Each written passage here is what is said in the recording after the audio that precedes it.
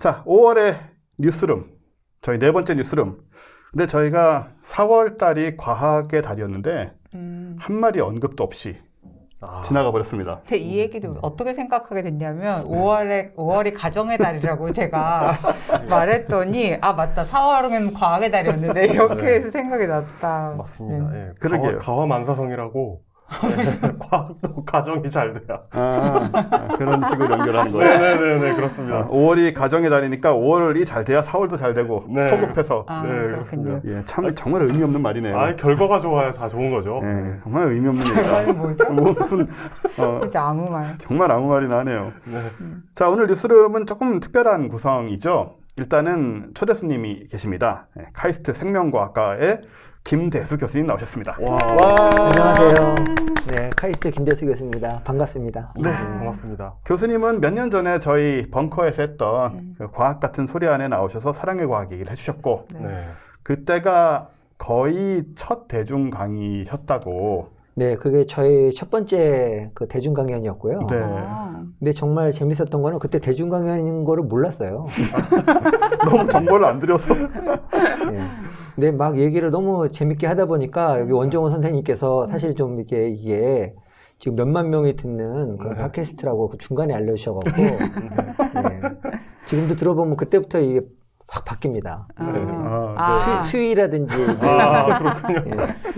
맞아. 아쉽네요. 이게 전연령 컨텐츠라는 게 아쉽습니다. 아, 네. 네. 그리고 나서 뭐 차이나는 클래스 그런 것도 하시고. 그러게요. 예, TVN 방송에 어쩌다 어른에 어쩌다 어쩌다 어른을 어른. 했죠. 예, 네. 방송에 그 내용 거의 그대로 이렇게 나갔었고요. 네. 사실 교수님은 근데 연구를 성과를 굉장히 많이 내시는 교수님이라 그리고 또 우리 생명이라든가 건강이라든가 이런 거가 관련된 연구도 굉장히 많이 하시고 뭐 지난번 옛날에 뭐 검색해 보시면 저희 팟캐스트 다 나오겠지만 한국에서 대학원생 최초로 네이처에 논문도 게재하셨던 그리고 개도 좋아하시고 뭐 요즘은 다육이를 키우고 계시고 예. 전문적으로 거의 개요. 그 네. 개는 개, 옛- 네. 강아지 멍멍한 멍멍 강아지. 네네네. 그리고 지금은 이제 식물 다육이를 또 열심히 키우고 계시고 저희의 마지막 업데이트 내용에 의하면 은퇴하시면 그 강아지 미용하는 그 샵을 내겠다라고 하셨는데 지금도 그 전망은 여전히 갖고 계십니까? 아, 다육이로 바뀌었습니다. 아, 이제 그럴 것 같아서 내가 여쭤봤어요. 네. 다육이 바뀌었습니다. 아무래도 그 동물 이렇게 미용이라든지 이런 것들은 뭐 전문가도 많이 계시고 네. 이게 정말 그 경지가 있더라고요. 네, 그래서 제가 아무리 해봤는데 그 정도까지 경지에 못 올랐어요. 근데 그래요? 다육이는 예술적인 감각 같은 것도 좀 필요하기도 하고요. 네, 근데 다육이는 좀 가능할 것 같아서 지금 도전을 하고 있습니다. 아, 네. 다육이 사진을 제가 봤는데요. 키우시는 거를 좀 깜짝 놀랄 정도로 엄청나게 전문적으로 프로페셔널하게 하고 계셔서 네. 그래서 식물 쪽을 또 보시면은 또 동물 하시는 교수님께서 또 새로운 생각도 또 생기신다고 하고 뭐 번식하는 모습이라든가 그런 걸 보시면서 취미로 하고 계시긴 하지만은 또 많은 도움이 되지 않을까 그런 생각도 들었고요. 어쨌든 오늘 그래서 지난번에 저희가 교수님이 내신 뇌과학의 인생에 필요한 순간 책도 광고를 했지만 오늘 이제 그런 얘기도 하시면서 또 연구하고 계신 분야들 상당히 우리 삶이나 이런 것과 밀접한 관련이 있는 부분이 있기 때문에 그런 거를 이제 뉴스 삼아서 얘기를 해주실 거고요. 오늘 메인으로. 네. 그리고 저 다육이 분양해주기로 하셨어요. 그렇죠. 네. 근데 식물에 관해서는 나는 최 팀장이 좀 믿음이 안 가. 왜요? 저 작년에 토마토도 키워 먹었는데. 우리 사무실에 있는 식물들 지금 미이라가 돼 있잖아요. 제가 할 말이 없긴 한데 다육이랑은 다릅니다. 수천 년 먹은 것 같다고. 네. 아니 그냥 다육이는 영원히 살 수도 있으니까요. 그건 잘 살렸을 때 얘기죠. 먹으려고 키우는 걸 잘 하시는 것 같더라고요. 아 그건 맞지. 다육이는 못 먹는다고 하긴 아. 하는데. 다육이를 잘 키우면은 그걸 네. 팔아서 먹는 거를 살 아 수가 맞아요. 있습니다. 그 중국 사람들 엄청 비싸게 사간대요. 오. 다육이를 팔아서 돈을 벌어서 먹는 걸 산다. 네네. 아, 그렇네요. 네. 그 뭔지 모르겠지만 어쨌든 다육이로 아이스크림 만들기 이런 네. 거죠. 자, 최 팀장한테 또 교수님이 뭐 다육이를 좀 준다고 하시니까 나중에 우리 최 팀장이 다육이를 어떻게 키우는지에 대해서 업데이트를 한번 하면서 네. 좀 감시의 눈길로 좀 알겠습니다. 이게 왜 인간이 최 팀장뿐만 아니라 저도 마찬가지고 이용계도 마찬가지겠지만 사람이 그 식물을 키울 수 있는 사람과 그렇지 않은 사람 두 주부리로 나뉘어요, 인간은. 네. 그죠? 네. 식물을 항상 죽이는 인간과 네. 선인장이 말라 죽더라고요. 상당히 많았죠. 1년에 2번만 주면 된다는 물을 안 줘가지고. 아, 사막에서 키운 잘하는 선인장이 네. 말라주는. 그러니까요. 나는 어디서 살고 있나 이런 생각을 하게 되더라고요. 그게 우리인데 이제 나이 들면 뭐 변한다는 얘기도 있지만 한번 봅시다 어떻게 되는지. 네. 자, 지금 오프닝입니다. 오프닝은 오늘 이제 두 가지 얘기를 드릴 건데 하나는 우리 아폴로 11호. 네, 아폴로 11호 하면 이제 세 사람이잖아요. 네.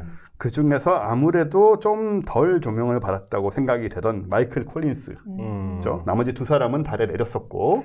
인류 역사상 혼자서 가장 멀리까지 간 사람. 예, 근데 사실 이게 그렇진 않아요. 이게 약간 오해가 있는 부분이 뭐냐면, 마이클 콜린스가 이제 달의 뒷면을 뭐 처음 봤다든가, 네. 뭐 이런 얘기들이 있는데, 사실은 이제 아폴로 8호에서 그런 일은 먼저 이루어졌죠. 아, 그러네요. 예, 아폴로 네네. 8호가 가서 궤도를 돌았기 한 바퀴 때문에 돌았어요. 예, 네네. 내리진 않았지만, 네. 네, 아폴로 8호 관련돼서도 일화가 많습니다. 이분들이 거기까지 갔는데 사실은 이제 우주선을 그대로 세턴 5호 로켓에 그대로 다 싣고 갔어요. 착륙만 안 하고 돌아오는 거였기 때문에 혹시 지시를 어기고 착륙을 시도할지도 모른다는 그런 우려가 있었어요. 실제 나사에서. 맞아요. 그 드라마에도 나오죠. 그 뭐지? 올맨카인드에도 나와요. 네네. 그때 착륙시켰으면 우리가 소련에 앞서는 거 아니냐 이런 거기 소련이 먼저 달에 착륙한 드라마잖아요. 네. 그렇죠. 그건 이제 네. 대체 역사니까. 네. 그래서 그런 식의 욕심을 가질 수 있잖아요. 저기까지 갔는데.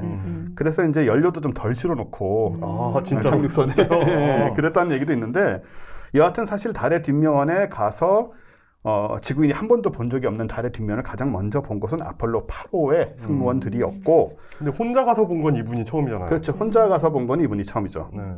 그리고 사실 아폴로가 찍은 그 지구도지. 지구도지도 아폴로 8호가 원래 찍은 거죠.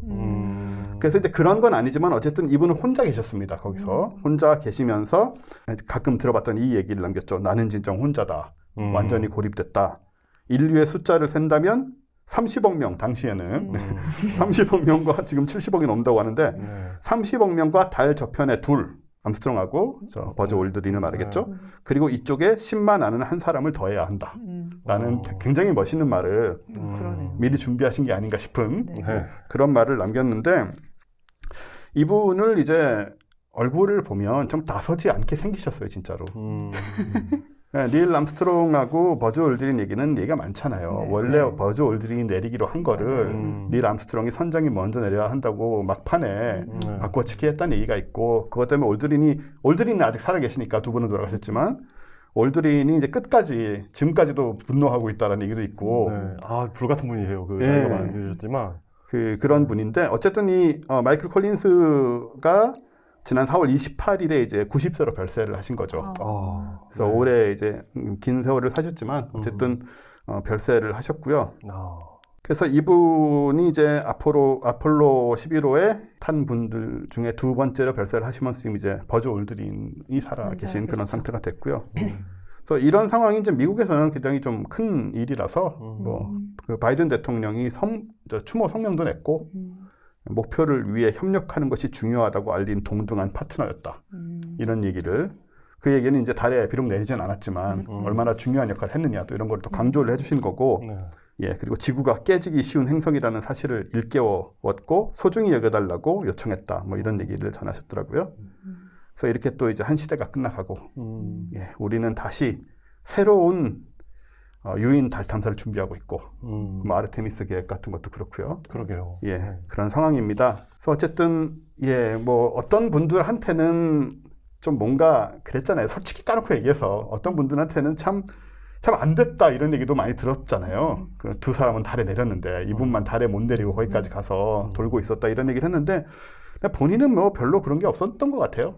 본인은 별로 그런 게 없었던 것 같고 그리고 사실 이후에 또 많이 재평가가 되고 또 책도 내고 하면서 근데 지금은 이제 그런 이미지가 아닌데 멋모르는 사람들 괜히 제3자들에 의해서 뭔가 머쓱하게 느끼게 했던 그런 분이셨습니다. 그러나 역시 그 아폴로 11호의 영웅 중 한 분으로 이제 90살로 돌아가셨다는 얘기 요걸 하나 일단 우리가 좀 알아야 될 만한 얘기니까 오프닝으로 말씀을 드리고 두 번째 오프닝은 뭐냐면 요거야말로 좀 우리가 좀 상당히 흥미를 가질 수 있는 얘기인데 특히 김대수 교수님이 가끔씩 UFO 사진 비슷한 걸 찍어서 저한테 카톡을 보내세요. 그게 UFO가 아닌 걸로 판명을 해주시죠. 예, 제가 이제 판명을 잘 해드리곤 하는데 근데 어쨌든 하늘에 신기한 게 있으시면 찍어가지고 뭐 1, 2년에 한 번씩 카톡으로 보내주시고 하는데 그래서 물론 이제 김대수 교수님이 그렇다고 UFO 외계인 이런 것을 뭐 지구에 와 있다 이런 걸 믿는다는 말씀은 아니고 이제 그런 하늘에 이제 재미있는 현상이 있으시면 저한테 제가 관심 있는 것도 아시니까 진짜 안 믿으시는 거 맞습니까? 아, 그게 제가 사실은 너무 이 주변 환경이나 이 자연에 대해서 관심이 없는 거예요. 맨날 출퇴근할 때 딴 생각만 하고. 네. 그래서 이제 좀 하늘을 보고 나무를 보자 이런 생각으로 주변에 둘러다보다 보니까 뭐 하늘에 이상한 게 많더라고요. 네. 그러니까 그동안 못 보던 거였으니까 네. 사실은 저한테는 다 UFO인 거죠. 아, 그러네요. 본인에 의해서 아이덴티파이 되지 않는 무언가가 내가 모르는 지금 내가 모르는 다육이도 많습니다. 이름 모르는 다육이. 저것도 이제 unidentified 다육이인 거고 그런 의미에서 사실 제가 준비했는데 사실 이게 좀 미리 얘기를 했어야 됐을 것 같아요. 근데 저도 좀 상황을 봤습니다. 보다가 이제 얘기를 드리는데 왜냐하면 저희가 이제 만우절 때 제가 심한 장난을 치기도 했고 화성에서 생명체가 발견됐다는 둥 하면서 심한 장난을 치고 여러분이 분노하신 경우도 있다고 해서 근데 이건 아닙니다. 이건 완전히 사실이고요. 얼마 전에 이 온라인에 유출된 미군이 찍은 사진이라는 게 있었어요. 네. 그래서 이게 이제 돌아다녔는데 사실은 동영상입니다. 약간 밝은 야광색의 삼각형 모양의 기타 피크처럼 생긴 게 기타 떠 피크예요, 있어요. 기타 피크. 네. 아, 진짜 그러네. 딱 통기타 피크인데 네, 아니면 나비 뭐 그런 느낌? 이게 저기 지금 녹색인 거는 저 야간에 찍어서 그런 거고요. 아, 적외선 예, 그런 그래서 거군요. 찍은 거고 동영상을 찾아보시면 돼요. 이게 유튜브에서 뭐 US 네이비 파일럿, 뭐 저 UFO 펜타곤 이렇게 검색하면 나오는데 비디오 taken by US Navy pilot appears to 이 영어 이렇게 얘기하면 외국인 알아듣나요? 외국인한테 가서 해봐봐. 자, 한번 틀어볼게요. 자, 지금 이렇게 이제 이런 영상이 유출이 됐던 거예요. 이제 동영상이죠. 완전히 삼각형이고. 항공기 그 적외선 센서로 찍은 건가 보죠? 예, 그렇습니다. 미군이 찍은 건 네이비가 찍었다고 돌아다녔던 건데. 네. 근데 이제 이런 거는 진실을 알 수가 없잖아요. 그러게요. 그죠? 그 반짝거리는 패턴 같은 건 살짝 그 비행기 그렇게 보이기도 하죠. 비행기들이 반짝반짝하면서 네, 가는 네, 네. 그거기도 네. 하죠. 근데 이제 이 사진을 중요한 게 뭐냐면 이런 사진은 뭐 널렸습니다. 네. 네, 어마어마하게 널렸는데 네. 중요한 거는 펜타곤이 이것을 미국 해군이 찍은 거라고 컨펌을 해줬다는 겁니다. 이 사진이 이게 뭐라고 설명한 건 아니에요. 네. 4월 16일 날 펜타곤이 공식적으로 펜타곤은 UFO라는 말 안 쓰죠. UAP라고 UAP? Unidentified Aerial Phenomena라고 굳이 바꿔서 쓰고 있는데 네. 왜냐하면 이제 오해될 소지가 사람들이 있으니까. 흥분하니까 UFO. 그게 공인인증서가 공공인증서 된 거라고 네, 말하죠. 비슷한 거죠. 비슷하죠. 네. UFO라고 하면 이제 외계인을 탈 것이라는 식의 이미지가 네, 생겨버렸기 맞아요. 때문에 네. 이제 네이비 입장에서는 그렇게 할 수는 없는 건데 어쨌든 이것이 공식적으로 미군의 해군 요원이 해군이 찍은 거다라는 것을 컨펌을 해줬고요. 2019년에 찍은 거라고 해줬고 그리고 이제 덧붙인 말은 여기에 대해서 무슨 코멘트를 우리가 한다거나 그러니까 펜타곤에서 코멘트를 한다거나 이것을 우리가 분석한 그런 것들을 얘기하진 않겠다. 왜냐면 이걸 찍었으니까 분석을 했겠죠, 나름대로. 네. 그런 것을 우리가 내놓진 않을 것인데 왜냐하면은 혹시라도 적에게 이익이 되거나 혹은 뭐 우리가 가지고 있는 작전의 어떤 그런 안전, 세이프티 뭐라 그러죠? 세큐리티 작전의 뭐 비밀이라든가 보안이라든가 이런 것들을 위해서 굳이 이거를 뭐 어떻게 설명하려 들진 않겠지만 이 영상은 해군이 찍은 게 맞다라고 얘기를 해준 거죠. 근데 이제 저는 매우 긴 세월 동안 UFO를 다양하게 접해왔다는 말은 좀 그렇죠. 연구도 좀 그렇고 UFO에 관심을 오랫동안 가져온 입장에서 이제 일단 이게 주작이 아니다. 즉 요즘 이제 주작이란 말을 많이 쓰니까요. 네, 이게 이제 조작이 아니다. 네, 주작과 현무. 네. 예. 조작이 아니라라는 거를 미국 국방성이 컨펌을 해준 상황이니까 하늘에 저게 떠 있었던 건 사실이란 말이에요. 일단 이제 우리가 UFO라든가 이런 것들의 정체를 생각을 하려면 속어법을 좀 써나가야 됩니다. 네. 일단은 거짓인가 아닌가. 그러니까 그냥 조작이 있잖아요. 조작. 네. 뭐 사진이 있다면, 영상이 있다면 합성하고 뭐 이런. 합성하고 그런 거. 말 그대로 주작. 날아올라라 주작이요. 네, 그거야말로 이제 주작이고 네. 제거해야 되는 거고.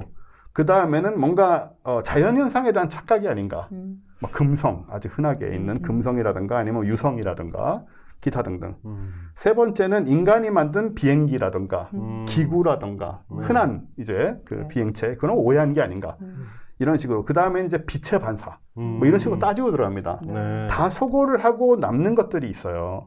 그럼 이제 그것들이 사실은 1%도 안 되죠.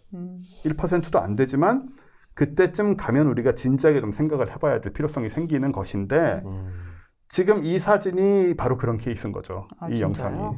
왜냐하면 일단 펜타곤이 컨펌을 해준 것이고 뭐 빛의 조작이라든가 그런 뭐 일반적으로 우리가 알고 있는 비행체의 형태는 분명히 아니고요. 그죠? 여러 가지를 따져봤을 때 굉장히 신뢰성이 높은 영상입니다.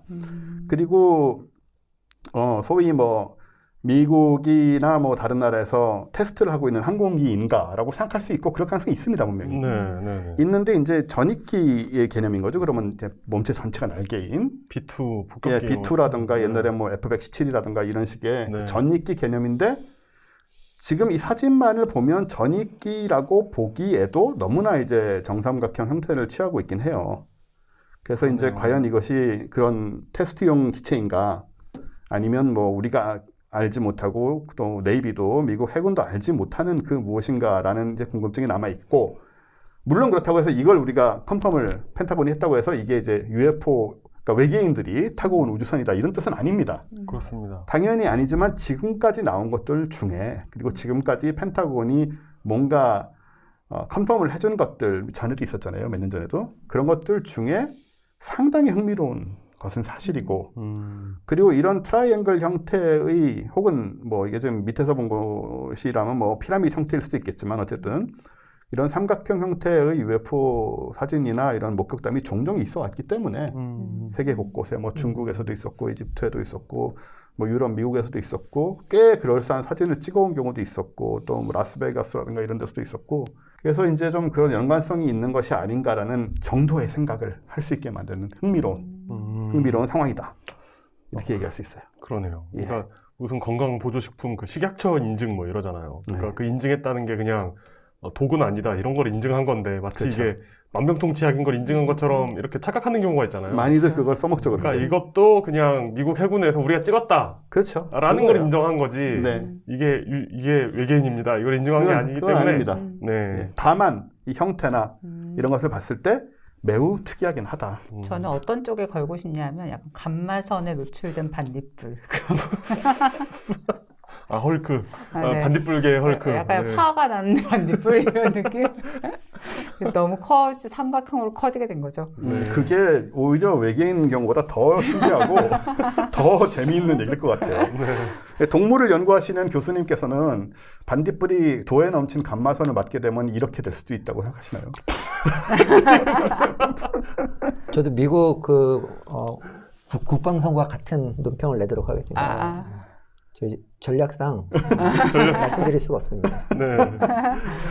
뭔가 굉장히 아시는 것 같은 묘한 뉘앙스를 풍겨주시는데 근데 뭐 보안상의 이유로 뭐 적을 이롭게 할 수 있기 때문에 말 안 한다. 그러면은 뭔가 새로 연구하고 있는 무언가인 것 같은 느낌이 좀 들지 않습니까? 그런데 이제 항상 역정보라는 게 있기 때문에 알 수가 없어요, 그거는. 그러니까 DOD가 펜타곤이죠. 예, DOD 펜타곤이나 아니면 뭐 미국 정부든 어디서든 간에 이제 그런 얘기를 한다는 것은 사실은 뭐 그런 말을 안 해도 그만이거든요. 우리는 뭔지 알 수 없다라고 얘기해버리고 그만이고 우리 노코멘트 하겠다라고만 잘라버려도 되는데 굳이 뭐 세큐리티가 어쩌고 무슨 뭐 왜 저 적들에게 이로울 수 있다는 이런 말을 하는 것이 갖고 있는 척하는 거예요. 모르죠. 모르죠. 근데 이런 생각을 해요. 저도 너무 음모론을 좋아하지 않지만 제가 만약에 이거와 관련된 무슨 판단을 하고 발표를 해야 되는 사람이다. 결정을 하고. 근데 이런 사진이 뭔지 모르겠는 걸 찍어온 거예요. 우리 군인이. 그럼 제가 발표할 때는 어떤 식으로 발표를 할까 생각을 하는 거죠. 저도 그런 식으로 얘기할 것 같거든요. 진짜? 뭔가 뉘앙스를 주면서 뭔지 나는 모르겠지만 이게 우리가 갖고 있는 신기술일지도 모르지 않아? 라고 살짝 이렇게 던져놓으면 여러 가지로 유리하잖아요. 사실. 예를 들어 그런 중국이나 러시아가 그렇죠. 아니, 신경 쓸 미국이 수도 뭐 있고. 만드는 거 아니야? 그러니까요. 네. 네, 그럴 수도 있고. 그러니까 자기네가 몰라도 우리가 아예 모른다고 말하는 것보다는 약간 뭐 그런 뉘앙스를 조금이라도 주면 또 유리할 수도 있으니까. 그럴 수도 있잖아요. 예를 들어 이게 미국이 만든 건 아닌데 예를 들어 진짜 중국제 뭔가다 신형 뭐 이런 거다라고 했을 때 중국 정부 입장은 어떨지를 이제 미국이 감안을 해야 하지 않을까요? 우린 진짜 모르겠어. 근데 이거 중국이 날린 거면 어떡하지? 이런 식으로. 그러니까 뭐 뭔가 아는 것처럼 얘기를 해야 되지 않을까요? 그러니까 우리가 말을 안 하겠는데 중국 너네가 날린 거 알아라는 식으로 받아들여질 수도 있는 애매한 그럴 말을 수도 해야 되지 있겠죠. 않을까요? 뉘앙스를 줘야 되는 거죠. 여하튼 흥미로운 이런 사진들이 그래도 옛날하고 달라진 점은 어쨌든 옛날에는 이런 게 나오면 유출이 되든 뭘 하든 그냥 묵묵부답이었단 말이에요. 그냥 논평 자체를 하질 않았어요. 근데 이제는 그래도 뭐 이게 적어도 우리가 지금 맞다 이런 정도의 논평은 재작년에도 그랬듯이 논평 정도는 하고 있는 상황이라 네. 뭐 이렇게 가다 보면은 또 어느 날 갑자기 왜냐하면 냅두면 별소리를 다 하니까 그런 거 아닐까. 맞아요. 예. 근데 그게 그렇기도 한데요. 사실은 유출이 이미 된 영상이기 때문에 별소리가 다 나오고 있긴 했어요. 근데 거기서 펜타곤이 컨펌을 해주고 안 해주고가 별 차이가 없거든. 이미 한 얘기는 다 하고 있는 거니까 저게 무슨 뭐 타임머신이라는 얘기부터 별의별 얘기 다 나오지 않겠어요 지금? 생명체라는 둥 뭐 별 얘기 다 나오지 않겠냐고요. UFO고 뭐. 그래서 아무튼 재미있는 상황이 있어서 또 김대수 교수님이 저한테 사진도 보내주시고 하셔서 이 교수님 핑계대지 마. 자기가 하고 싶어서 했어요. 아니 그때 마침 좀 이게 교수님의 연구 분야는 아니지만 뭔가 나한테 UFO 사진을 보내주는 사람이 많진 않아요. 조금 있어요. 조금 찍어서 보내주시는 분들이 간혹 있긴 한데 그 중에서 이제 우리가 신뢰할 만한 과학자라고 하실 만한 분은 교수님밖에 없고 네, 교수님의 이제 UFO에 대한 어떤 그런 관점하고 무관하게 그래서 그런 사진을 가끔씩 궁금한 사진들을 보내주시고 하셔서 근데 예전에 한번 보내주신 사진은 상당히 흥미로운 사진도 있긴 했어요. 교수님 보내주신 게. 그 스페인 하늘에서 찍은 네네 사진. 그렇죠. 네. 그래서 마냥 또 무시할 수도 없는 또 제가 근데 교수님을 너무 걸고 넘어지면 또 교수님이 또 그 불필요한 오해를 받으실 수 있기 때문에 이 정도에서 오프닝은 정리하는 걸로 하고 자 오늘 말씀드린 대로 김대수 교수님이 연구 관련된 뉴스를 얘기해 드리겠지만 그 전에 최 팀장이 네. 의미 있는 것이겠죠? 그러기를 바라고 이 자리에 있습니다. 들어올 만한? 네네. 이영 기자는 오늘 특별히 뉴스를 준비하지 않았고 특별히 뉴스를 준비하지 않았고 네. 자, 최 팀장 어떤 뉴스 준비해 주셨나요? 제가 오늘 김대수 교수님 오신다 그래서 약간 흥분했어요. 너무 좋더라고요. 왜냐하면 제가 어처구니 없이 제가 이 팀에서 안티에이징과 불멸, 막 노화에 관련된 뉴스를 전문적으로 맡아서 터무니없이 진행을 하고 있었는데 최 팀장이 마침 어떤 생명 연장으로 영원히 젊게 사시면서 기계들과 끝없이 싸우시려는 인간 문명과 싸우시려는 그러니까 어떤 저의 해당 토픽에 대한 관심의 높음과 주제에 대한 아는 바 없음이 이렇게 합쳐져서 묘한 상태로 제가 그런 주제에 처착한 것이 지금 한 2, 3년 정도가 되고 있는데 교수님이 오늘 오셨으니까 이제 그동안 궁금한 것들 다 모아가지고 한꺼번에 여쭤보면 되겠다. 그 앞에 내가 UFO 얘기한 거는 그냥 내 맘대로 해서 관련도 없는 거고 저희가 하는 건 관련이 있다고 얘기하신 저 거예요? 오늘 굉장히 관련이 있습니다. 왜냐하면 4월 27일 날 뉴욕타임즈가 특집 기사로 장수에 대한 얘기를 실어줬어요. 네. 이 얘기를 하면서 무슨 얘기를 시작했냐면 그 스페인 독감 이후 100년 동안에 인류의 평균 수명이 2배가 늘었다고 합니다. 아마 김대수 교수님 나오셨을 때 이런 얘기 몰아서 하라고 해준 배려가 아닌가 생각을 했는데 근데 이게 뭐냐면 미국은 약간 지금 좀 팬데믹이 좀 소강 상태 혹은 뭐 정리 상태에 좀 들어갔다는 느낌을 좀 가지는 것 같아요. 그래서 네. 이 기사도 조금 그런 느낌을 주는데 그러니까 스페인 독감 후에 좀 공공의료도 정비를 하고 뭐 그동안의 어떤 구멍이나 정책 같은 것을 손을 보면서 이후에 평균 수명을 늘리는데 되게 크게 기여를 했다는 얘기를 하면서 이제 기사를 시작을 하거든요. 그러면서 이제 이 기사의 느낌은 좀 그동안 이제 많은 사람들이 죽고 힘들었지만 이제부터 우리는 꽤 긴 시간을 살 수 있어. 약간 이런 메시지를 좀 주고 있는 느낌이에요. 그러면서 이제 이 스페인 독감 이후에 100년 동안의 평균 기대 수명이 2배가 됐는데 그동안 어떤 일이 일어났는가 보면 이제 홍역 백신으로 영아 사망률이 확실하게 떨어졌고 이제 뭐 사소한 감염 못에 긁혀서 죽고 막 이런 사람들이 없어졌고 이제 이렇게 어떤 명확한 이유들 외에도 뭐 사회 시스템이 정비되면서 뭐 예를 들어 뭐 매년 독감을 예측하는 뭐 데이터 센터 같은 거, 뭐 약품 공급을 하는 체인이나 뭐 신약을 실험하는 무슨 어떤 체계적인 시스템, 뭐 상수도 관리 시스템, 보험 건강 검진 뭐 이런 것들 있잖아요. 그리고 또 뭐 비만이나 방사능이나 콜레스테롤 같은 게 우리를 죽일 수 있다라는 사실들이 밝혀지고, 그러니까 어떤 이전에 무시해오던 건강에 영향을 미치던 팩터들이 되게 이제 폭넓게 관리가 되기 시작을 한 거죠. 그러면서 이런 것들이 이제 우리의 기대 수명을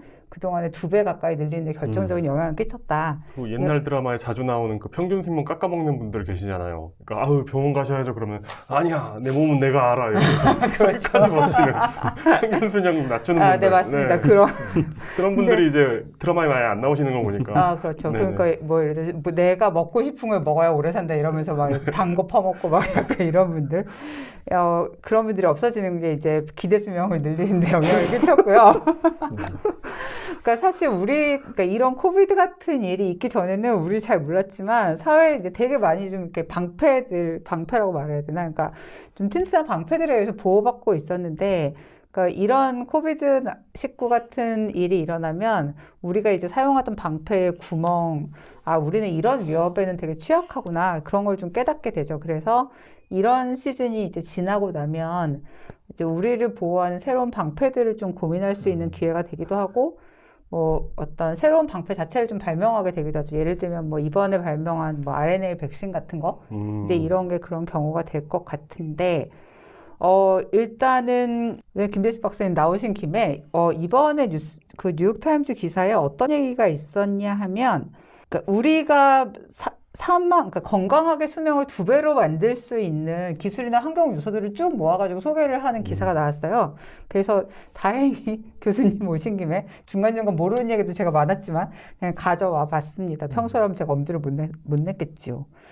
먼저 세계에서 가장 오래 산 사람이 몇 살까지 산지 아십니까? 무드셀러 아니에요? 아니 무드셀러? 그렇게까지 멀리 가지 말고 에이, 그렇게 치면 청갑자 봉방사 그런 거 말고 공방상이 최고죠 그렇게 치면. 그리고 뭐 그 전설상에 있는 그 태산에 올라 신선이 된 많은 사람들.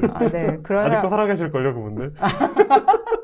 기록상으로 남은 사람은 130세 정도 아닌가요? 네, 그러니까 비공식 기록으로는 중국에 256세를 살았다고 주장하는 맞아. 분이 나 계시고요. 그 양반 거 봤어 여기. 네, 근데 그런 거 말고 출생증명서나 서류 같은 걸로 정확히 생모를 증명할 수 있는 분은 프랑스의 잔 칼망이라는 할머니가 122세로 사망하신 게 그분이 이제 공식적으로 가장 오래 산 분이고 25년 전에 돌아가셨는데 아직까지 이 기록이 깨지지 않고 있다고 합니다. 그 예전에 우리 그 벌거숭이 두더지 얘기하면서 그렇죠. 곰페르츠의 법칙 얘기했던 거 생각나시죠? 그러니까 그게 뭐였냐면 사망 확률이 나이에 따라서 지수함수적으로 증가하게 된다. 네. 그러니까 이제 우리 일생이 만약에 이 법칙의 지배를 받는다면 어느 시점에서는 수명의 한계에 딱 만나게 될 수밖에 없잖아요. 그러니까 우리가 무슨 짓을 해도 죽을 수밖에 없는. 그러니까 내년에는 생존 확률이 0으로 수렴할 수밖에 없는 그런 때가 오게 되는데, 그러니까 실제로도 완전히 초노년 단계, 그러니까 100살 이상, 110살 이상 넘는 사람들에서도 이 법칙이 증가하는가에 대해서는 좀 이견이 있기는 한 것 같아요. 그러니까 사실 표본이 너무 적어가지고 좀 무의미하긴 한데, 그러니까 113세에 살아있는 사람이 114세까지 살아있을 확률이 30-40% 정도가 되니까. 네, 그러니까 이제 사실 이 거기까지의 노년에 오면 이 사망 기대율이 조금 떨어지기도 한다고 하거든요. 그러니까 뭐 사회가 더 안전해지고 그 의학이 발전해가지고 죽을 병으로 안 죽고 이런 것들 말고 네네, 진짜 그냥 아무 일도 없을 때 더 오래 사느냐 진짜로. 네네네. 110살이 넘어가면 사람들이 정말로 그렇게 한 해 한 해 지나갈수록 더 많이 죽냐? 그러면 그렇지 않을 수도 있다는 거죠. 오히려. 그래서 이제 무섭다. 노화에 대해서는 네. 사실 연구자들 사이에서 좀 여러 가지 입장이 있는 것 같기는 해요. 그러니까 저희 지난번에 왜 NMN 관련해서 그 싱클레어 박사님 얘기했었잖아요. 그분은 사실 초낙관적인 분이었죠. 그 혹시 사 먹고 있어요? 찔렀지? 날카롭게 찔렀지? 먹고 있지? 근데 이거 방송에서 말하지 마. 지워줘. 왜? 재밌는 아니 혹시 몰라서. 엄청 당황했어. 아니 내가 찐당황이에요, 찐당황. 진짜. 아니 그게 뭐냐면 네. 이거 방송에는 나는 내지 마. 근데 왜 내면 안 돼요? 아니 그러니까 뭐 어때? 아니 그게 아니라 조금 너무 되게 약간 막 스캡틱하게 막 이렇게 말해놓고 먹으니까 조금 민망해서. 그렇지 않았다. 아니, 그럴 수 있죠 이렇게. 네. 일단 테스트는 한번 해봐도 좋다고 생각했습니다. 이게 여러분들을 위해서. 이게 시원찮다는 걸 입증하기 위해서. 네. 그래서 한번. 네. 근데 저는 가끔 이제 차 타고 시골 가고 이럴 때 이제 시골로 가면 운전자들 이제 평균 연령이 올라가잖아요. 운전들을 그렇게 거칠게 하세요. 무슨 말? 그래서 저 어렸을 나이 때 드신 분들이 네, 그러니까 저 어렸을 때도 생각해 보면 도로 완전 엉망이었거든요. 그래서 오죽하면 차가 신호에 멈췄다고 냉장고를 주던 시절이었잖아요. 아, 그래, 그런 때가 있었지. 맞아. 그런 거 생각하면 아 이런 것 때문에 평균 수명이 올라갔나 이런 생각하게 되죠. 아, 근데 음. 그 노화와 네. 그러니까 사람들이 영생하지 않는 이유 네. 중에 그런 얘기 들은 적 있는데, 그러니까 예를 들어 지금 만약에 1차 대전 사람들이 지금까지 살아있었으면, 그러니까 동성혼이 가능할 리가 없다 이런 거 있잖아요. 아, 그러니까 세대가 계속 교환이 돼야 음. 어떤 옛날의 나쁜 습관이나 이런 것들이 아. 적절하게 아, 교체되는, 제가 늘 말하는 엘프가 되면 700살 먹어도 아빠가 결혼 못하게 하고 예, 그런 연애 거지. 못하게 하고. 예. 네네. 네, 그래서 어쨌든 그런 분 같은 경우에는 노화는 질병이고 우린 그걸 고칠 수 있다 이런 분이 계신가 하면 또 이제 어떤 분들은 어쨌든 수명 연장에는 어쨌든 한계가 있다라고 주장하시는 분들도 있지만 어쨌든 지금 시점에서 되게 중요한 거는 건강과 활력과 웰빙. 맞습니다. 네, 이거를 유지하는 거 그게 좀 중요한 목표가 되고 있는 것 같아요. 네. 그래서 일단 정의가 중요한데요. 이제 평균 수명이라 하면 이제 그 여러 사람들의 그 수명을 평균한 값이죠. 그래서 그거는 굉장히 객관적인 지표고요. 네. 그다음에 절대 수명이라고 하면은 결국에 인간이 얼마나 살 수 있느냐. 근데 대체적으로 지금은 이제 120세까지는 아무 일 없으면 최대한 살 수 있다. 그렇다고 누구나 도달할 수 있는 건 아니고. 그 얘기는 그 이상은 살 수 없다. 그렇죠. 뜻이기도 하죠. 예, 많은 동물 연구도 그렇고 이 절대 수명 연장에 관한 많은 연구가 있었어요. 예, 그래서 뭐 초파리나 쥐가 수명이 연장됐다는 많은 보고들이 있었는데 실제로는 그것들이 어떤 건강에 증대 효과였고 절대 수명을 완전히 증가시킨 건 아니었다. 그런 게 있는데 최근에 몇 가지 보고는 쥐의 절대 수명도 약간 늘어날 수 있다 이런 보고들도 있지요. 네. 그런데 어쨌거나 그 한계는 넘을 수가 없고요. 예, 최 팀장님 말씀해 주신 것처럼 그 다음에 중요한 개념이 이제 건강 수명이죠. 주어진 수명 내에 네. 건강하게 사는 기간이 되는 거고요. 그 다음에 더 중요한 거는 그 건강 수명 내에 정신 건강입니다. 예, 몸은 뭐 괜찮은데 스트레스 받고 막 이렇게 사는 것보다는 행복하게 얼마나 살 수 있느냐. 그러게요. 예를 들어서 뭐 90세부터 120세까지도 이제 일을 해야 되고 매일같이 막 끊임없이 죽을 때까지 일해야 되고 아니면 먹고 살 수 없고 뭐 자식들은 속색이고 증손자들까지 속색이고 그 일이라는 게 나의 어떤 자아를 뭐 충족시켜주고 이런 일 말고 뭐 그런 거 노예선에서 노를 젓는다거나 이런. 그러니까 그 힘든 노동. 네네. 그 뭐지 얼마 전에 그분 누구죠? 그 당신 인생의 이야기 SF 작가? 테드창. 테드 창이 한 얘기 중에 복지국가에서는 나이 먹는 것이나 인공지능에 의한 일자리 박탈을 걱정할 필요가 없다 이런 얘기 한 적이 있었거든요. 근데 진짜로 그런 것 같아요. 그러니까 시스템이 받쳐주지 않으면 나이 들어서 일을 안 하면 안 되는 그런 상황이 될 수도 있는데 그것 때문에 지금 계속 그 인공지능이나 4차 산업혁명 관련돼서 기본소득 얘기가 나오는 거잖아요. 네. 사실 제일 좋은 거는 만약에 120살까지 아무 병 없이 인간이 한계까지 살 수 있으면 119살, 360, 한 4일 정도까지 완전 건강하고 생생하고 지금처럼 잘 살다가 지금처럼 잘 살 수는 없겠지. 설마. 아무도 나이를 먹었는데. 그래도 어쨌든 뭐 이렇게 똑같이 지금 몸으로 있다가 120세가 되는 순간 죽는 거예요. 그러면 사실 제일 좋은 거잖아요. 가능하다면. 오히려 굉장히 가식적으로 120세가 된 사람들을 죽이는 어떤 사회일 것 같은데. 그러지 말고. 아니 연어라는 좋은 메타포가 있잖아요. 연어. 연어? 이렇게 막 마지막 순간까지 막 강을 거슬러 올라가다가 앓고 바로 돌아가시잖아요. 문어도 사실 그런 식인데. 문어도 그러니까 애기 낳고 1년 내에 다 죽거든요. 수컷이거나 암컷이거나. 그걸 원해요? 근데 만약에 애기 낳고도 다 애기 낳잖아. 네. 근데 만약에 내가 자손을 번식하지 않으면 내 생명이 2배가 된다. 그러면은 어떤 건 모르겠네.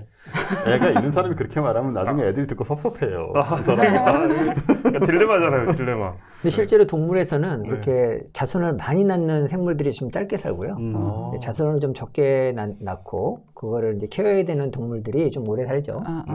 종별로 그렇단 말씀이시죠? 네. 예, 그런 상관관계가 실제로 있습니다. 근데 인간은 번식을 한 이후에, 그러니까 애를 낳은 이후에도 꽤 오래 사는 편에 속합니다. 네. 그래서 그거에 관해서 왜 그런가 많은 이론들이 있죠. 그래서 그 중에 뭐 대표적인 게 이제 손자의 생존율을 높인다. 할아버지 할머니 덕분에.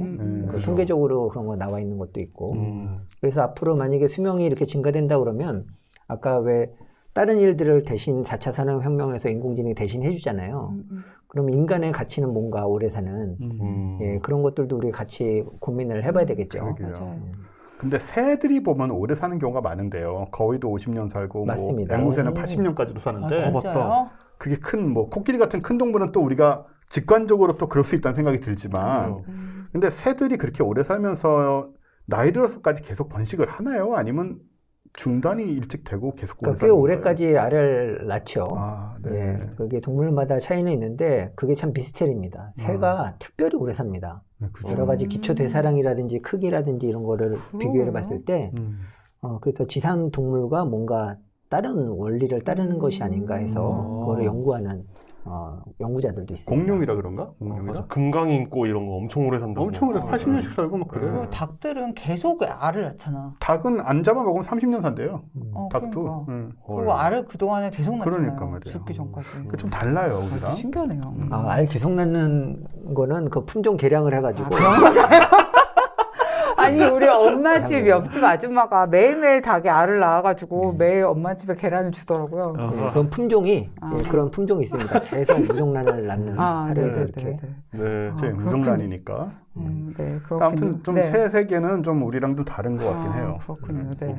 네, 어쨌든 지난주 목요일 날 뉴욕타임즈에 우리가 건강하게 수명을 2배로 만들 수 있는 40여 개의 기술이나 환경 요소들을 소개를 했는데 이거 어떤 식으로 소개를 했냐면 2배는 무엇의 기준으로 한 2배예요? 우리 그러니까 200년, 그러니까 우리 지금 120년을 240년 정도로 낸다? 네, 뭐 대충 뭐 그런 지금 거. 한 200년, 200살까지 200살 사는 법, 정도? 이 정도의 느낌인 것 네, 같아요. 나한테 많이 부족하지만 204. 네, 근데 이거를 어떻게 분류를 했냐면 5년 내에 가능한 기술, 10년 내에 가능한 기술, 20년 내에 가능한 기술 이렇게 분류를 했더라고요. 그래서 먼저 5년 내에 가능한 기술, 뭐 혹시 5년 내에 일어날 수 있는 변화들로는 이런 얘기들을 하고 있습니다.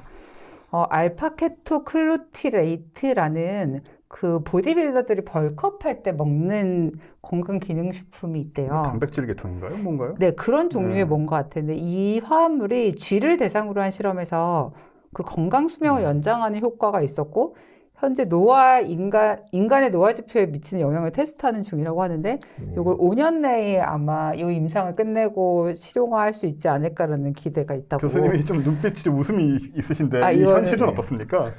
그러니까 기본적으로 이 기초 대사량과 네. 이제 건강 수명과 밀접한 관계가 있는데요. 주로 우리가 에너지를 갖다가 많이 사용하면 운동하거나 소식하면은 네. 우리가 오래 건강해진다고 산다고. 하잖아요. 네, 네, 네. 예, 그렇게 되면은 그 우리 몸에 에너지를 생산하는 미토콘드리아라고 있는데 네. 미토콘드리아가 에너지를 생산하는데 여기 말하는 그 알파케토글루타레이산이나 이런 것들이 중요하죠. 예, 그래서 이제 TCA 사이클이라고 하는 그런 에너지 대사가 있습니다. 네. 그래서 그건 이제 유산소로 산소를 사용해서 에너지를 사용하는 이제 그런 신경회로가 되겠고요. 그 신경회로가 아니라 대사회로. 네. 대사회로가 되겠고, 예, 그렇게 나눠져 있죠. 그래서 제가 볼 때는 근데 이거를 쥐하고 또 사람하고 다르기 때문에 사람한테서 어떤 효과가 나올지 예, 그거는 아직 확실치 않고요. 사람이 200살 살면 대단합니다. 1821년에 흥선대원군이 태어나네요. 그 양반이 아직도 살아있어야 되는 거죠? 네, 그렇지. 올해 오래 이제 돌아가셔야 오래 되는 돌아가시는 거죠. 그러게요. 네. 야, 그 조선 왕조의 영육을 보면서 얼마나 스트레스 많이 받으셨을까? 그래서 여기 뭐 5년, 10년, 20년 요거를 요약을 해보면 네. 결국에 제약 산업의 발전으로 볼 수가 있어요.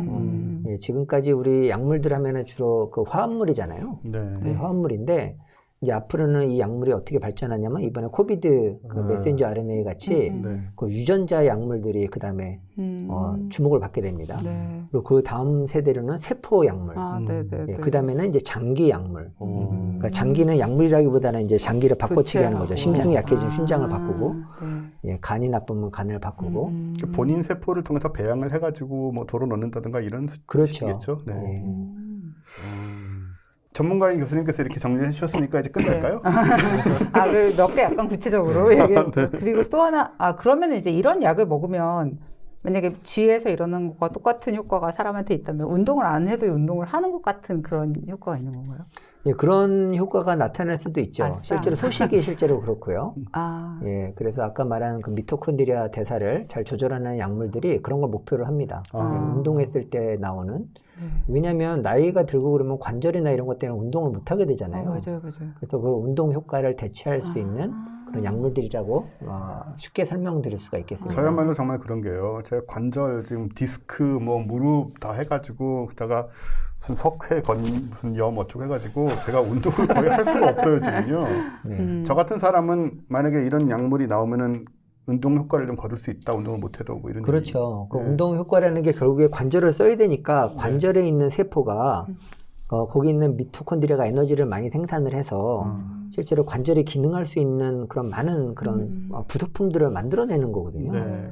예, 근데 그런 부속품을 만들어내기 위해서는 운동이 자극이 돼서 만들어지는데 이제 운동을 못 하게 되니까 네. 우리 점점 그런 악순환이 일어나는 거죠. 그렇죠. 예, 이런 약물들은 그런 악순환을 끊어주고 예, 그래서 다시 운동을 할 수 있게끔 하는 거죠. 아니면 전략을 바꿔서 파토님을 쥐로 만드는 연구를 하면 어떨까? 쥐는 지금 뭐든지 다 되잖아요. 치매도 치료할 수 있고 관절도 좋아질 오래 수 있고 살고, 뭐. 오래 살고.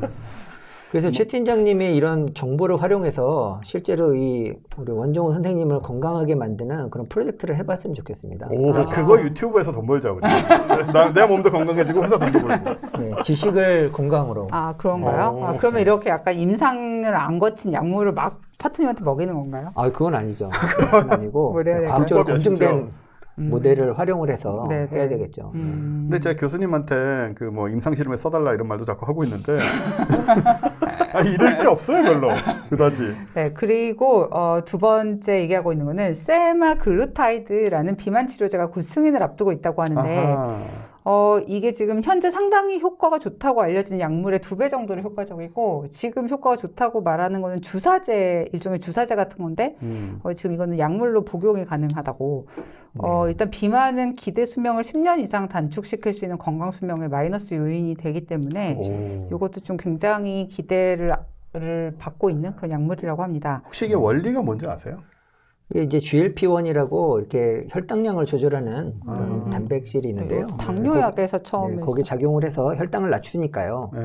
기본적으로 혈당이 높아져야 그게 쌓여가지고 이렇게 지방세포로 쌓이는 거잖아요. 네. 예, 그래서 그 과정을 원천 또 위에서 막아주니까 이게 비만을 막을 수 있는 약물로 지금 들어온 영양소를 지방 세포로 만드는 것 자체를 원천적으로 차단한다. 그렇죠. 그럼 빵을 마음껏 먹어도 되겠네요. 이런 걸 먹으면. 저 노코멘트 하겠습니다. 위험한 부분이었어 이거. 아 그런가? 근데 모든 다이어트의 기본은 먹는 거를 줄이는 겁니다. 그렇죠, 네. 맞아요. 그래서 그 먹는 거를 줄이지 않으면은 이게 다이어트에 성공할 수가 없죠. 네. 네, 그리고 또 얘기하고 있는 거는 일단 지금 마스크 착용이 약간 일상화되고 있잖아요. 그렇죠. 그러면서 이제 인플루엔자 사망자를 극적으로 줄이는 요인이 됐다고. 이 코비드 덕에. 기간에. 네. 그리고 그러니까 이 습관을 우리가 약간 일상적으로 붙이면 일단은 그런 위험에서부터 우리를 상당히 보호하는 데 도움이 될 것 같고요. 제가 늘 우려하던 거 있지 않습니까? 코로나 때문에 애꿎은 그 독감 바이러스 몇 개가 멸종하는 거 아니에요? 그럴 수 있을 것 같아요. 보호종이 돼가지고. 네. 그 비극 어떻게 하면 좋아? 네, 그리고 또 110살 이상 사는 사람들의 게놈을 해독해서 수명 연장에 대한 통찰력을 얻을 수 있을 걸로 기대할 수 있을 것 같고요. 그리고 저희 지난번에 암 면역 치료제 얘기 한번 한 적 있었죠. 네, 했었죠. 네, 그런 부분과 그리고 이제 알츠하이머나 인지저하의 특정 주파수의 빛과 소리를 사용하는 장치 같은 것도 5년 내에 실용화 될 것으로 5년 보고 내에 실용화? 있다고 합니다. 오. 네, 지금 임상하고 있죠. 그 아, MIT의 리후에 차이라고 네. 여자 교수님이신데 이 아마 본인 아이디어는 아닌 것 같고 네. 여기 원래 그걸 연구하시는 분이 아니니까. 근데 그 포스닥 중에 한 분이 아마 아이디어를 내셨는지 그 주위에서 그 감마 프리퀀시에 빛자극을 주니까 뇌 속에 침해 물질이 이렇게 녹아내리는 거예요. 예. 어떻게 왜요? 그래서 그 원인은 확실히 모릅니다. 그게 네이처에 보고된 건데 네. 빛자극을 주면 뇌에서 빛자극을 받는 신경회로에서 알츠하이머 물질이 없어지고 되게 소리 자극을 하면 소리 자극으로 없어지고 예, 그래서 요게 특허도 나와 있고요. 그래서 임상 허가를 받으려고 하고 있습니다. 치매 물질이라는 건 일종의 단백질 계통. 그렇죠. 그 알츠하이머라고 하면 아밀로이드 베타 단백질이라 그래서 녹말가루 같이 뇌에 이렇게 침착이 됩니다. 야, 근데 그게 염색이 잘 되거든요. 예, 그래서 알츠하이머라는 그 의사가 그 치매 물질을 염색을 해갖고 나온 게 그 알츠하이머 병입니다. 그렇죠. 네. 그 환자에 붙은 이름이 아니더라고요. 그거는 보통 환자에 붙이는데 병을. 뭐 무슨 요즘 나오는 장독처럼 이렇게 뚜껑을 이렇게 유리로 만들어 유리장독 모르세요? 그거? 유리장도 있고. 그러니까 뇌에 직접 빛을 비추는 게 아니고요. 아, 네. 이게 시각 자극만으로. 아, 진짜요? 네, 시각 자극만으로. 그러면 이 시각 자극을 받는 신경이 또 이렇게 계속 네네, 발화를 할 자극이 거 아닙니까? 되니까. 네네. 예, 그거를 이제 감마 프리퀀시라고 합니다. 20에서 40Hz 정도의 1초에 20에서 40번 정도 진동 파스로 자극을 하게 되면은 그럼 그게 거의 안 보이는 거 아니에요? 그 파장이 그렇죠. 아니라 보이는 거. 그런데 실제로 이제 임상 결과가 곧 나오겠죠. 이게 어떻게 효과가 있는지 없는지. 현재 임상 진행 중이니까요. 근데 주위에서는 확실히 효과가 있어갖고 얘네들이 학습이나 기억 능력도 증가하고 치매 생지가. 아니, 너무 쉬운 거잖아요, 그러면. 그렇죠. 너무 굉장한 거 아니에요? 그러게 말이야. 잘만 되면 그 감마선하고는 다른 거고요.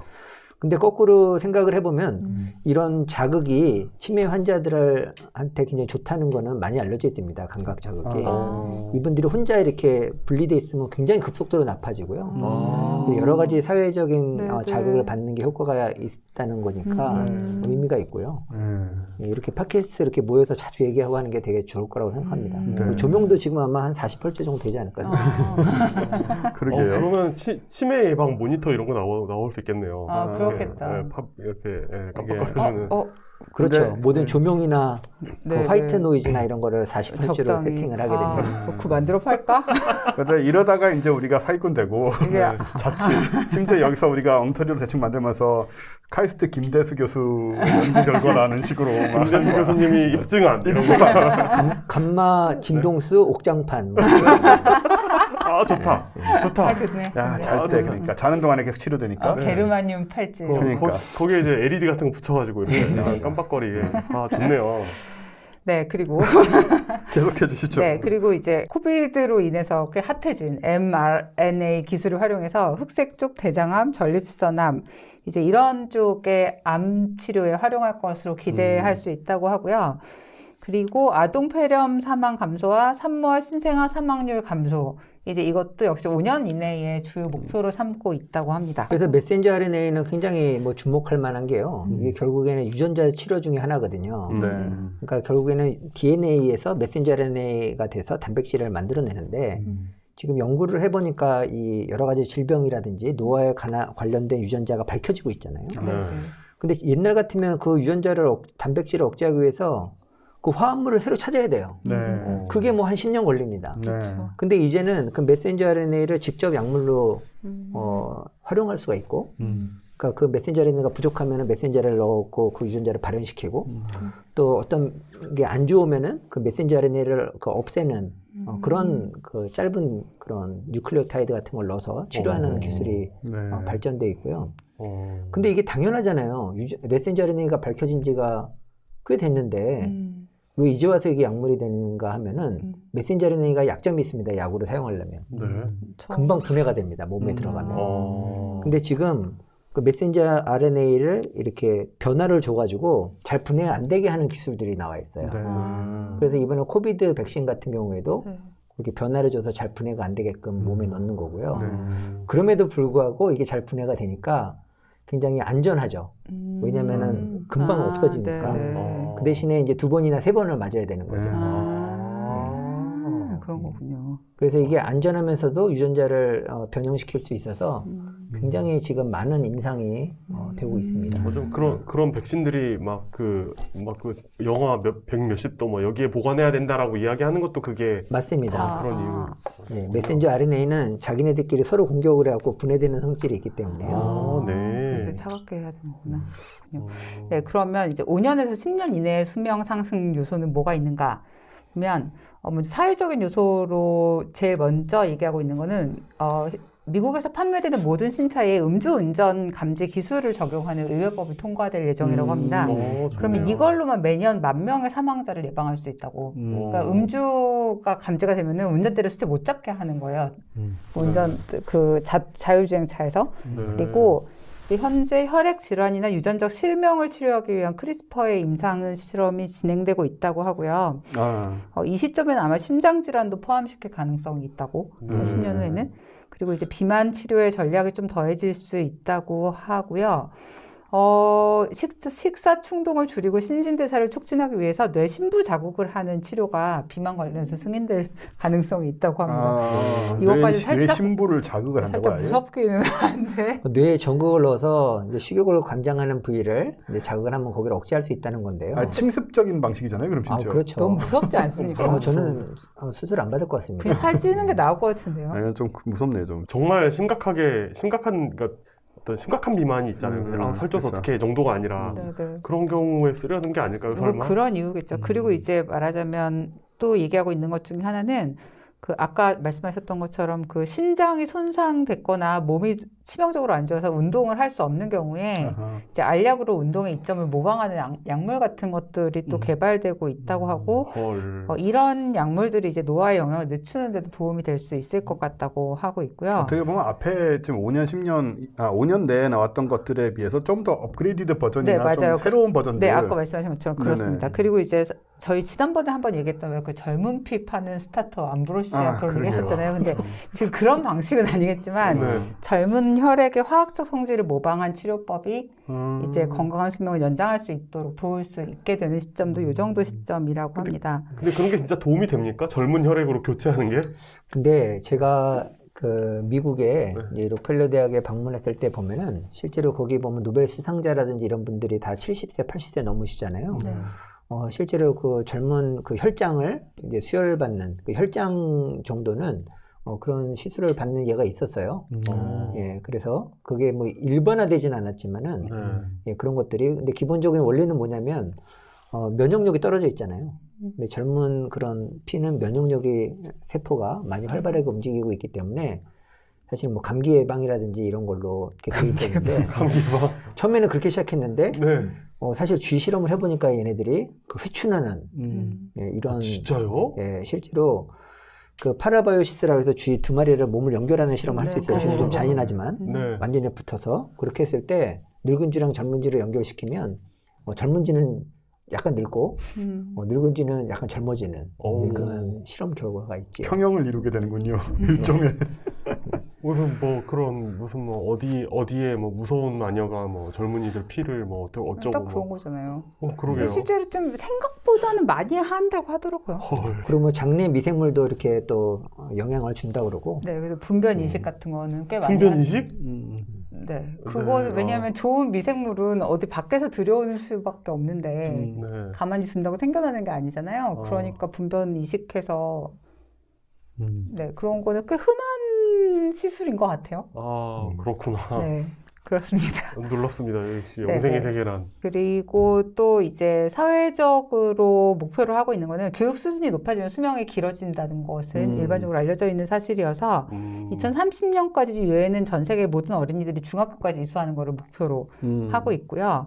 그리고 이제 IoT 기기들이 되게 많아지면서 이제 변화하는 신체의 다양한 요소를 예를 들어 뭐 장내 미생물 같은 것들을 체크하고 최적화할 수 있게 되기를 바라고 있다고 합니다. 그리고 이제 아동 영양실조를 없애면 어린이 200만 명을 살릴 수 있다고 하는데 네. 유엔의 목표는 2030년까지 아동 영양실조를 종식하는데 네, 있다고 좋다. 합니다. 진짜 좋다. 2030년이면 10년도 안 남았네요. 네, 그러니까 이게 지금 5년에서 10년 사이에 가능한 전 세계의 일들, 아동 영양실조를 네, 종식하는 것을 음. 목표로 하고 있다고. 사실 우리가 지금 아동 영양실조를 굳이 뭐랄까 보고 있어야 될 정도로 그렇게 막 전 세계에 부가 모자라는 상태는 아니잖아요. 근데 그 부를 이제 항상 문제는 분배하는 네, 건데. 맞아요. 네. 근데 궁금한 건 그러니까 예를 들어 그 교육 수준이 높으면 오래 산다는 게 네. 그러니까 뭐 그 어떤 교육 수준이 높고 뭐 어떤 보건에 대한 관념이나 이런 것도 학교에서 가르치니까 네, 그렇게 네. 높아진다는 겁니까? 아니면 석사보다 박사가 오래 산다는 겁니까? 아니 그냥 거기에 대해서는 코멘트하지 맙시다. 아, 우리. 진짜 바보 같은 거 궁금해요. 물어? 정말? 어. 당연히 전자겠죠. 아. 석사보다 박사가 오래 살 리가 있습니까? 나는 어떻게 나? 김대수 교수님에 비해서 나는 엄청나게 일찍 죽게 되잖아요. 학사가 두 개니까 좀 다르지 않겠습니까? 학사 하나는 제대로 된 학사가 아니라서 네, 그냥 수료 이게 다 나와야 돼요. 지금 개인적인 알았어요. 짧은 가방끈이 아주 그냥. 네, 다음은 10에서 20년 내에 가능한 것들. 이때가 되면 이제 유전자를 조정하거나 발현을 조정할 수 있게 된다고 합니다. 네, 이제 자가면역 질환 같은 거는 이제 완전 예방할 수 있고요. 또 사회적으로 중요한 거는 정말요? 자가면역 질환? 네. 예방 치료 안 되고요? 난 예방은 중요하지 않아. 이미 걸려 있다고. 아, 저도 그래요. 네. 좀 뭐랄까 모르겠어요. 어제 여기서 예방이라고 말하는데 아마 유전자 관련된 뭐 이런 건 예방이 좀 더 중요하지 않을까요? 야, 다음 세대들은 어쩔 좋게 좋겠다. 나올 수 있다. 네, 네, 그렇죠. 안 걸릴 수 있다. 우리는 네. 어쩔 수 없고. 네. 아, 그게 아니고요. 그렇죠. 현재 상황에서 치료가 가능하다는 거고요. 아, 오! 그런 건가요? 그렇죠. 그렇군요. 그 유전자가 정의가 자손한테 전달된다는 의미지 실제로 기능은 우리 때 하고 있잖아요. 아, 그렇죠. 네. 네, 네, 예, 그래서 그런 유전 프로그램을 바꾸는 게 그렇군요. 미래 기술이 되겠죠. 네, 다행입니다. 이제. 네네. 그러면 아베 신조 총리가 10년쯤 뒤에는 완치하고 돌아가실 수도 있겠네요. 아베 신조가 맞아. 그 네. 병 걸렸었죠. 네네. 네. 그리고 사회적으로 중요한 거는 개발도상국에 산모를 도울 수 있는 조산 서비스 같은 걸 제공을 하면 아, 이런 거 좋다. 네, 산모 사망과 신생아 사망을 매우 드라마틱하게 줄일 수 있다고 합니다. 그리고 이런 거 진짜 중요하죠. 저 맞아요. 애를 2번을 낳는데 네. 2번 다 만약에 진짜 옛날이어가지고 집에서 낳고 이랬으면 진짜 큰일 났을 상황이었거든요. 2번 다.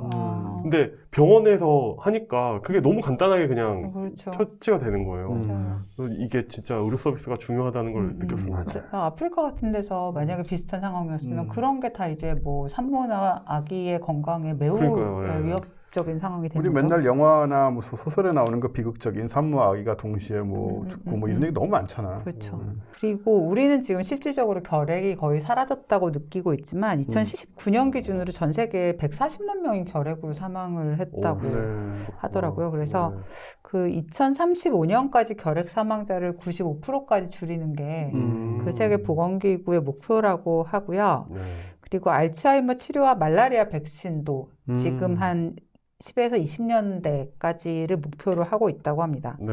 그리고 지금 실험실에서 만든 방광을 이미 인간이 사용하고 있는데 이 시점에는 뭐 신장이나 심장같이 좀 복잡한 기관들도 인공으로 만들어낼 수 있지 않을까? 그런 기대를 하고 있다고 합니다. 아까 교수님이 말씀하신 대로 네네. 이제 이건 기계가 아니고 이제 배양을 해가지고 아마 그렇죠. 네. 어. 자기 이제 요새 그 무슨 셀 배양한 자기 오간 만드는 맞습니다. 그런 기술들 있잖아요. 네, 역분화 줄기세포 기술이라고 해서 자기 체세포를 꺼내서 이제 원하는 세포를 만들어 다시 집어넣는 기술. 그리고 앞으로는 뭐 여러 가지 세포를 복합적으로 이제 개발을 해서 뭐 3D 프린팅이나 이런 걸로 장기를 만드는 기술. 뭐 이렇게 발전이 되겠죠.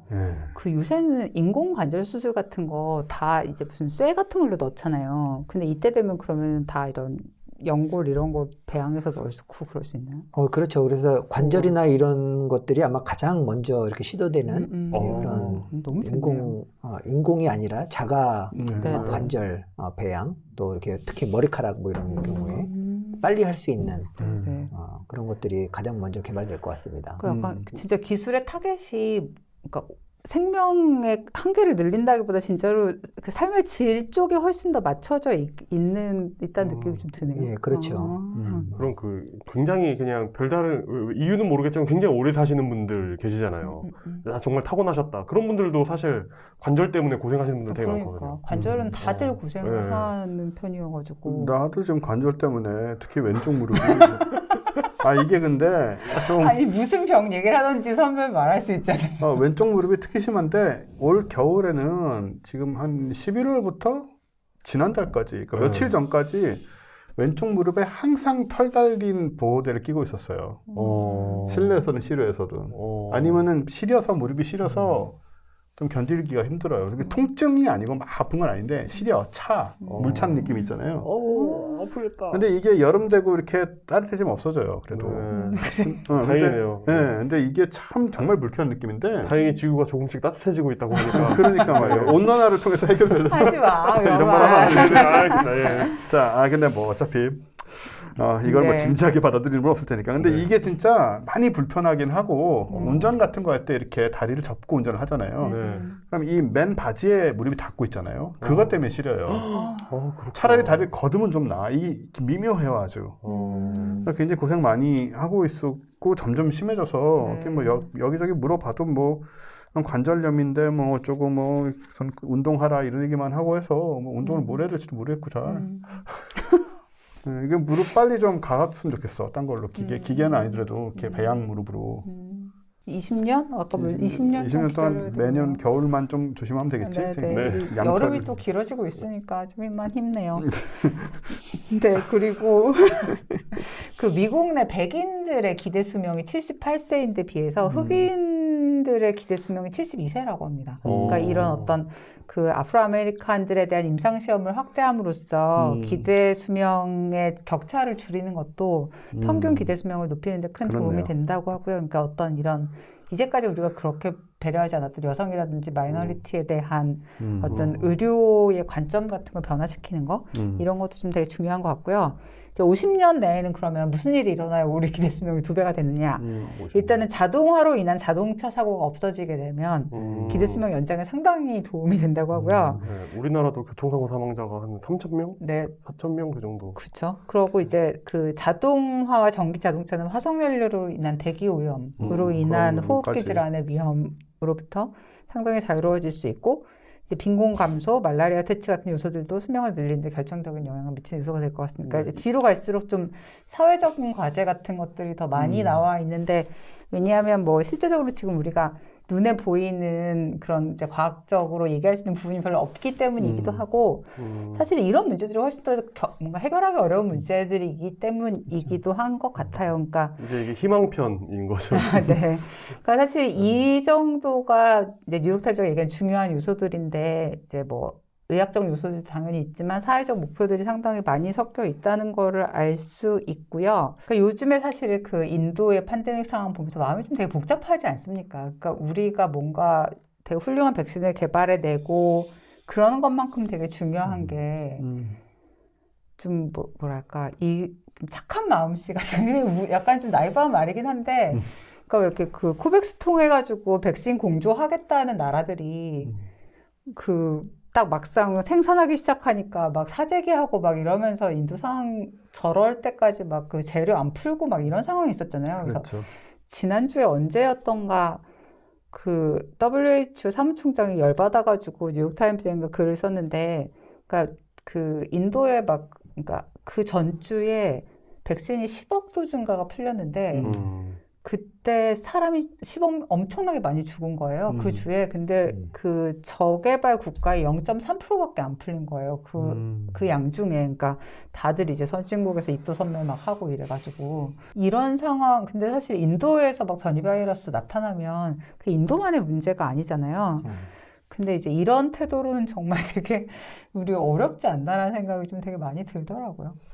그래서 이제 우리가 뭐 제가 가끔 뭐 이렇게 기후변화 얘기할 때도 하는 얘기지만, 그러니까 우리 애들한테 왜 그 뭐 아프리카에 있는 애들한테 백신을 나눠주고 거기에 뭐 좋은 발전소를 지어주는 게 왜 우리의 삶과 관련이 있는지를 애들한테 진짜 열심히 가르쳐야 이런 어떤 좋은 미래까지 갈 수 있지 않을까 그런 생각이 되게 많이 들더라고요. 그러게요. 인류가 좀 더 어른이 돼야 되는데, 그렇죠? 아직 좀 보면 그렇지 못한 면들이 많이 있죠.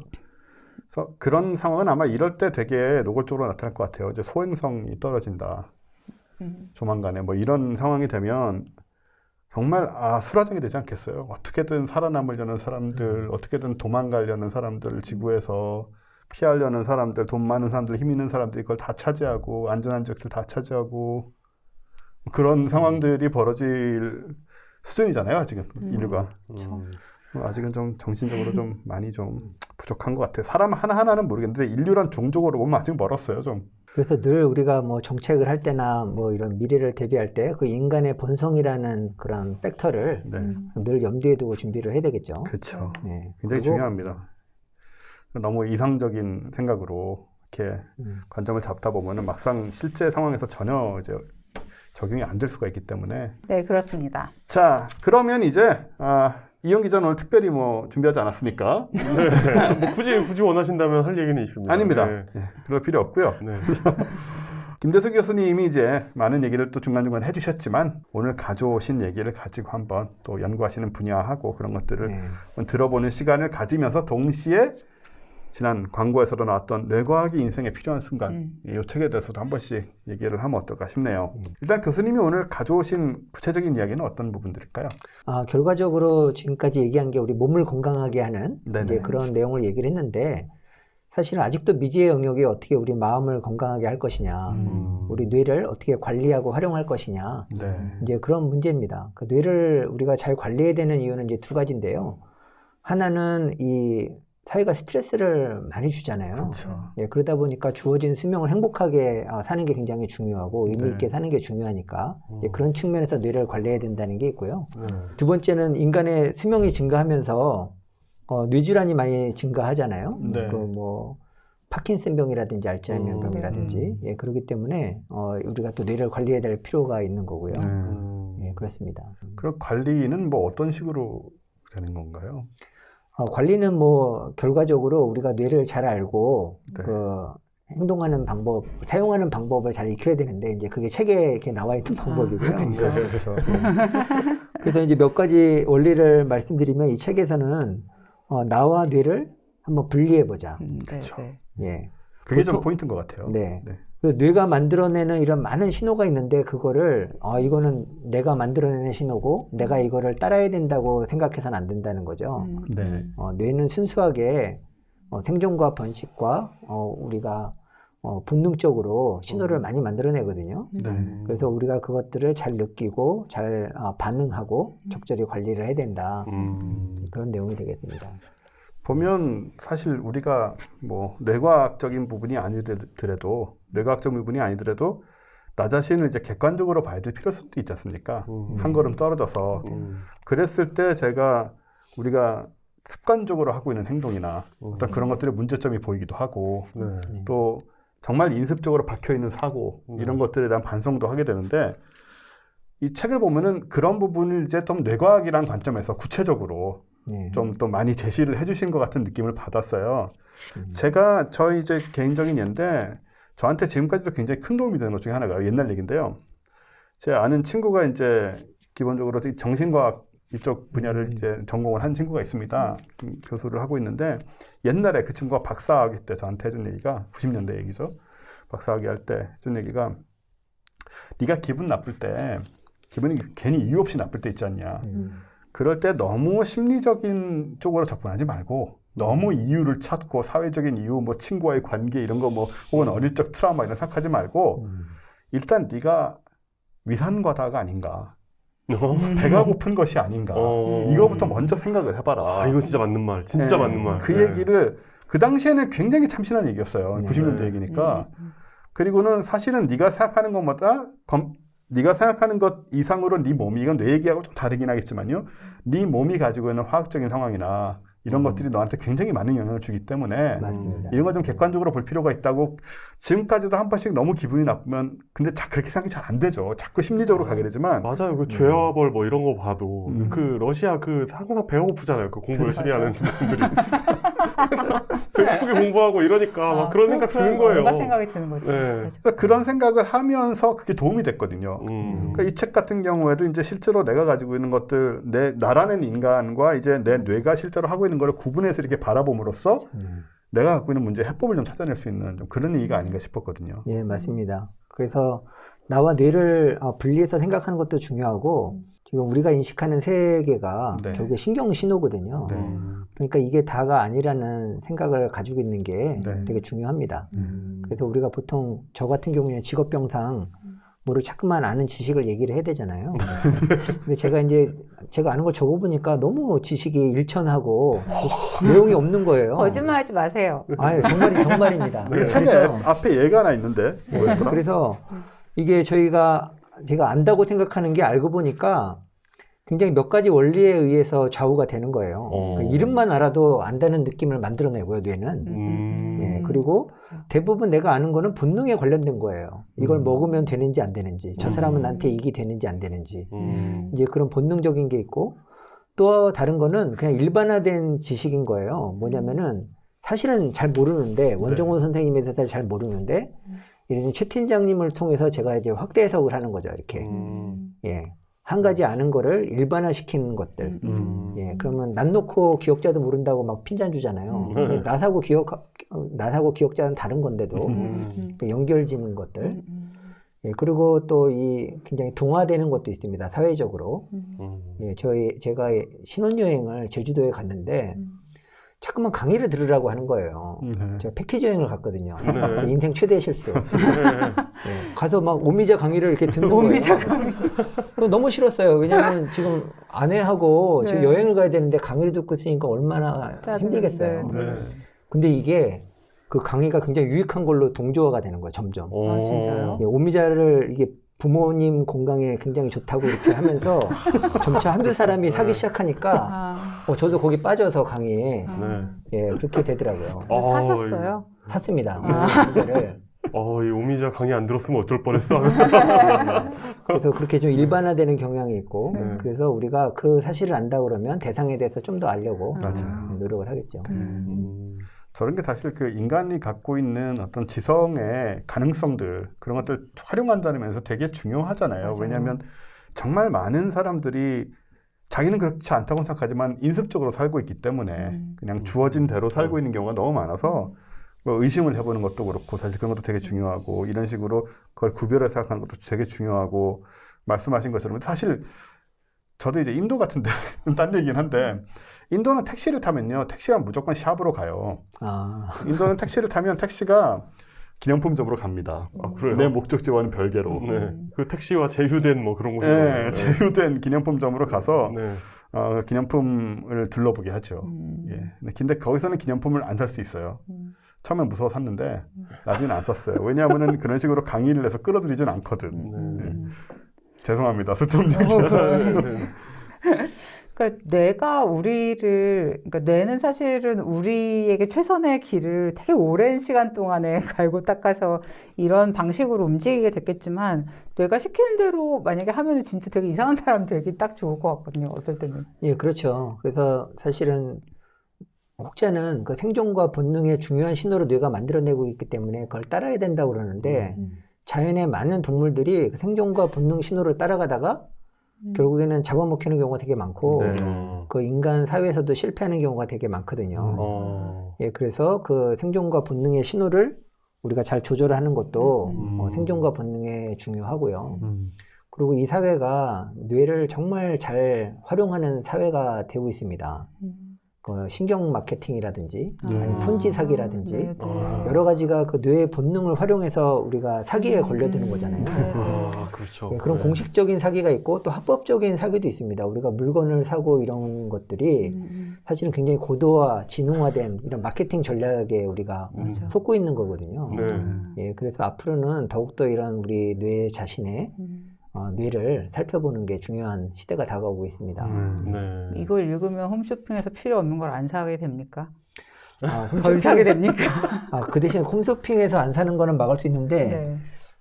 또 그거를 적절하게 그 에너지를 이제 다른 쪽으로 이렇게 활용을 해야 되겠죠. 또 딴 네. 걸 사게 됩니까? 그러면?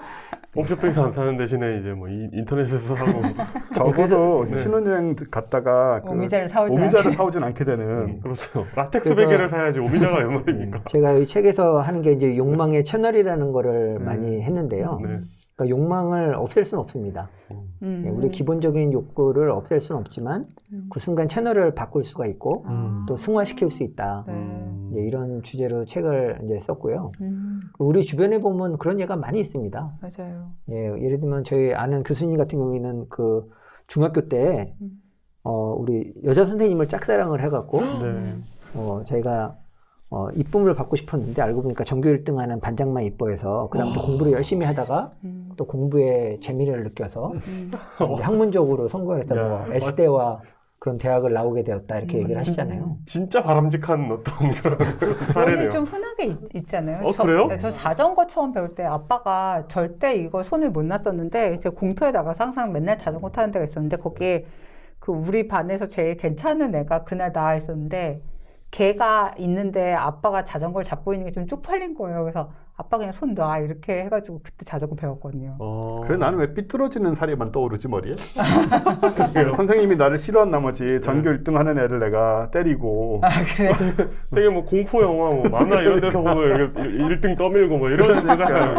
그렇죠. 뇌가 만들어내는 신호는 이제 그런 계통이고 네네네. 예, 우리가 그 채널을 잘 돌리는 게 중요하다. 그러니까 본능적으로 생각하면은 사실은 걔를 죽여보는 게 단순하고 그럴 수도 있는데 이제 인간이 가진 그 지성의 힘이라든가 이런 걸 통해서 이제 그런 본능적인 충동을 극복을 하고 공부를 잘하는 방향으로 나간다든가 이게 이제 컨트롤하는 그렇죠. 어떤 방향이 그렇죠. 거잖아요. 그리고 그 사람을 미워하는 것보다 더 나아가서 그 사람 내가 미워하는 사람한테 더 잘해줌으로써 오히려 더 굉장히 높은 차원의 그런 행동을 하는 것도 그 같은 그런 미운 감정을 승화시키는 네.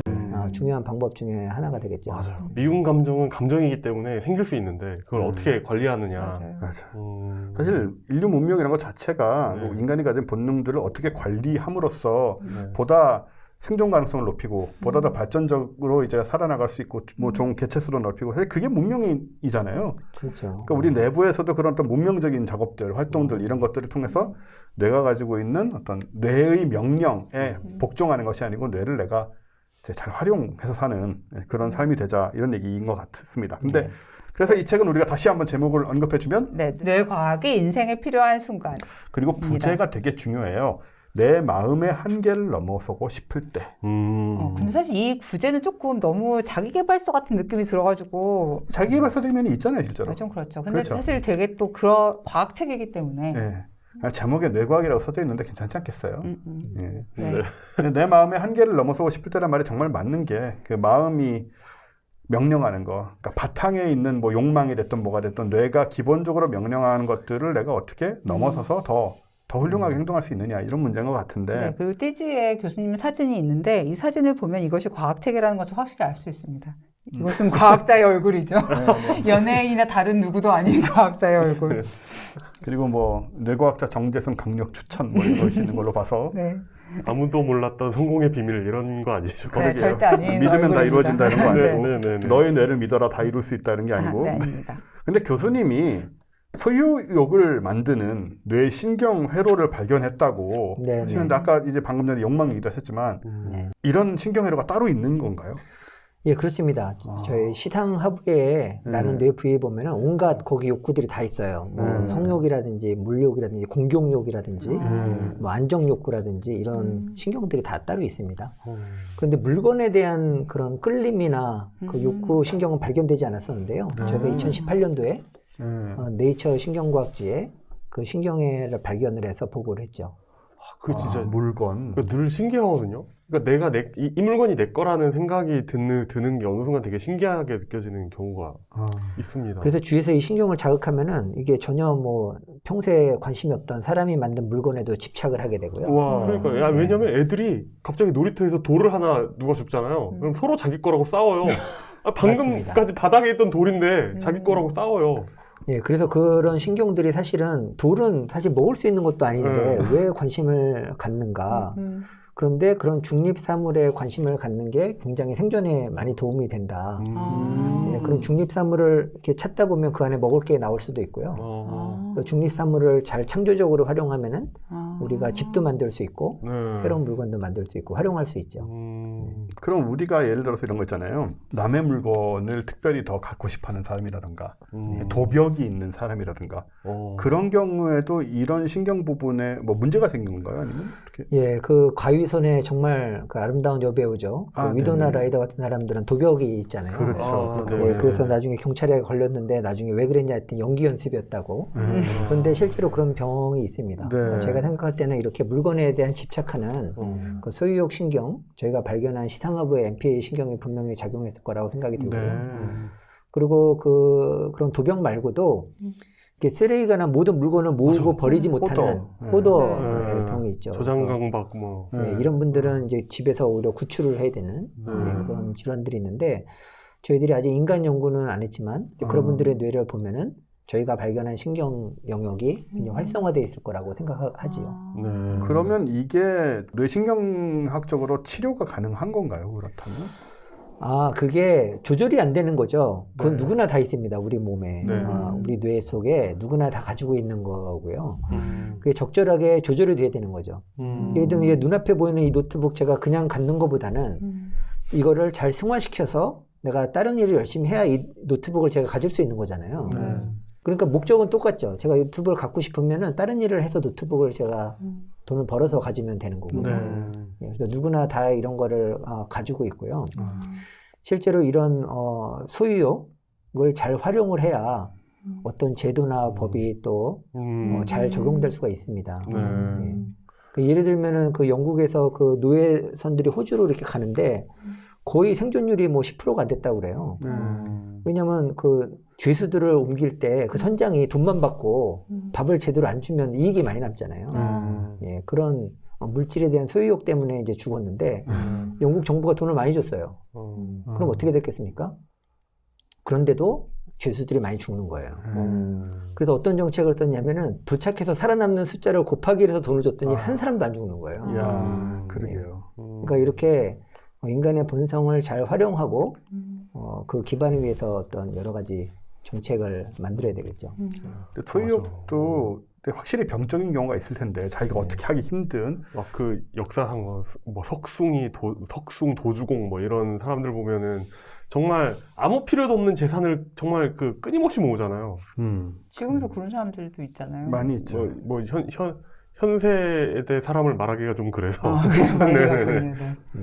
그런 경우도 있지만 정말 이제 그 뭐 도박 중독처럼 정말 뭔가 계속 사야 되고 같은 거를 예를 들어서 사람에 따라서 뭐 옷이 됐든 가방이 됐든 뭐 악기 얘기를 하면서 뜨끔한 표정을 지으시죠? 기타 쪽 사람들 장난 아니거든요. 네네네. 기타 쪽 사람들도 기타에 한번 빠지면 기타를 뭐 몇백 대씩 사는 사람들이 있어요.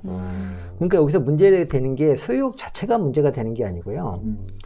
결국에 그런 소유욕을 우리가 물건을 한번 획득하게 되면은 거기에 작용하는 게 도파민 신경인데 우리가 물건을 갖게 되면 그걸 만족을 해야 되는데 도파민 신경이 작용을 하잖아요. 그 다음에 그거를 거기서부터 다시 출발을 합니다. 예, 내가 한 개를 가졌으면 또 한 개를 갖게 되면은 또 10개를 갖게 되면 만족을 해야 되는데 그거가 또 정상 상태가 되는 거예요. 예, 그래서 뇌의 보상회로는 현재 가진 걸 기준으로 해서 다시 시작하기 때문에 모든 경우에 그래요? 그렇습니다.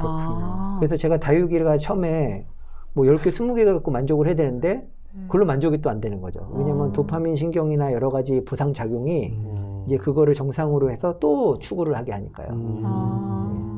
그럼 이런 소유욕 회로는 예를 들어서 뭐 주사라든가 약물이라든가 이런 걸로 컨트롤이 안 되나요? 뭐 굳이 컨트롤 할 수도 있겠지만 그렇게 된다고 했을 때 저는 문제가 된다고 생각합니다. 왜냐하면은 그런 어떤 그 일에 몰입하고 그 어떤 목적을 달성하려고 할 때 그 목표가 중요한 거지 그 에너지 자체는 잘못된 게 아니거든요. 예, 그래서 그 에너지를 억제를 하게 되면은 다른 일도 무기력하게 되겠죠. 그렇겠네요. 예, 그래서 이 책에도 제가 썼지만 그 목표를 잘 설정하는 게 중요하고요. 그 에너지를 그쪽으로 이렇게 쏟도록 가치 있는 일에 쏟도록 활용하는 게 중요합니다. 거의 시민 케인 아닙니까? 결국은 사회적인 역할이 되게 중요해지는데 사실 제가 이제 이론 격투가로서 제 주변에는 저는 아니었지만 제 주변에 실제로 싸움하는 애들이 많았었거든요. 근데 이제 그런 얘기 하잖아요. 그 싸움하는 그 젊은 애들, 10대들 에너지를 예를 들어서 격투기 같은 거를 가르침으로써 아예 링으로 올려서 제대로 이제 수련을 하게 하고 그러면은 오히려 밖에서는 일상에서는 문제를 덜 일으키고 그 에너지를 전부 이제 그 링에서 쏟게 한다 이런 얘기를 많이 하거든요. 그와 약간 비슷한 느낌을 좀 받게 되는데요. 근데 폭력성에 관해서는 쥐도 실험을 해보면 내가 폭력을 행사해서 성공했을 때 또 도파민이 작용을 합니다. 그래서 보상이 돼요, 그 자체로. 그래서 그거를 계속 반복하게 합니다. 예, 그렇기 때문에 모든 우리 몸에 있는 본능은 아까도 말씀드렸지 한 번 성공하면 계속 반복하게 된다 이런 겁니다. 근데 그 대상을 뇌는 가리지 않아요. 예, 그래서 우리가 자녀에 대해서 처음으로 훈육할 수 있지만 사실은 그게 뇌의 보상이 돼서 그거를 습관적으로 반복할 수가 있고요. 우리 동료에 대해서도 그렇고 뭐든지 다 이 본능적인 거는 그런 악순환으로 가게 돼 있습니다. 그래서 애들 칭찬 함부로 많이 하지 말라는 얘기 하더라고요. 맞아.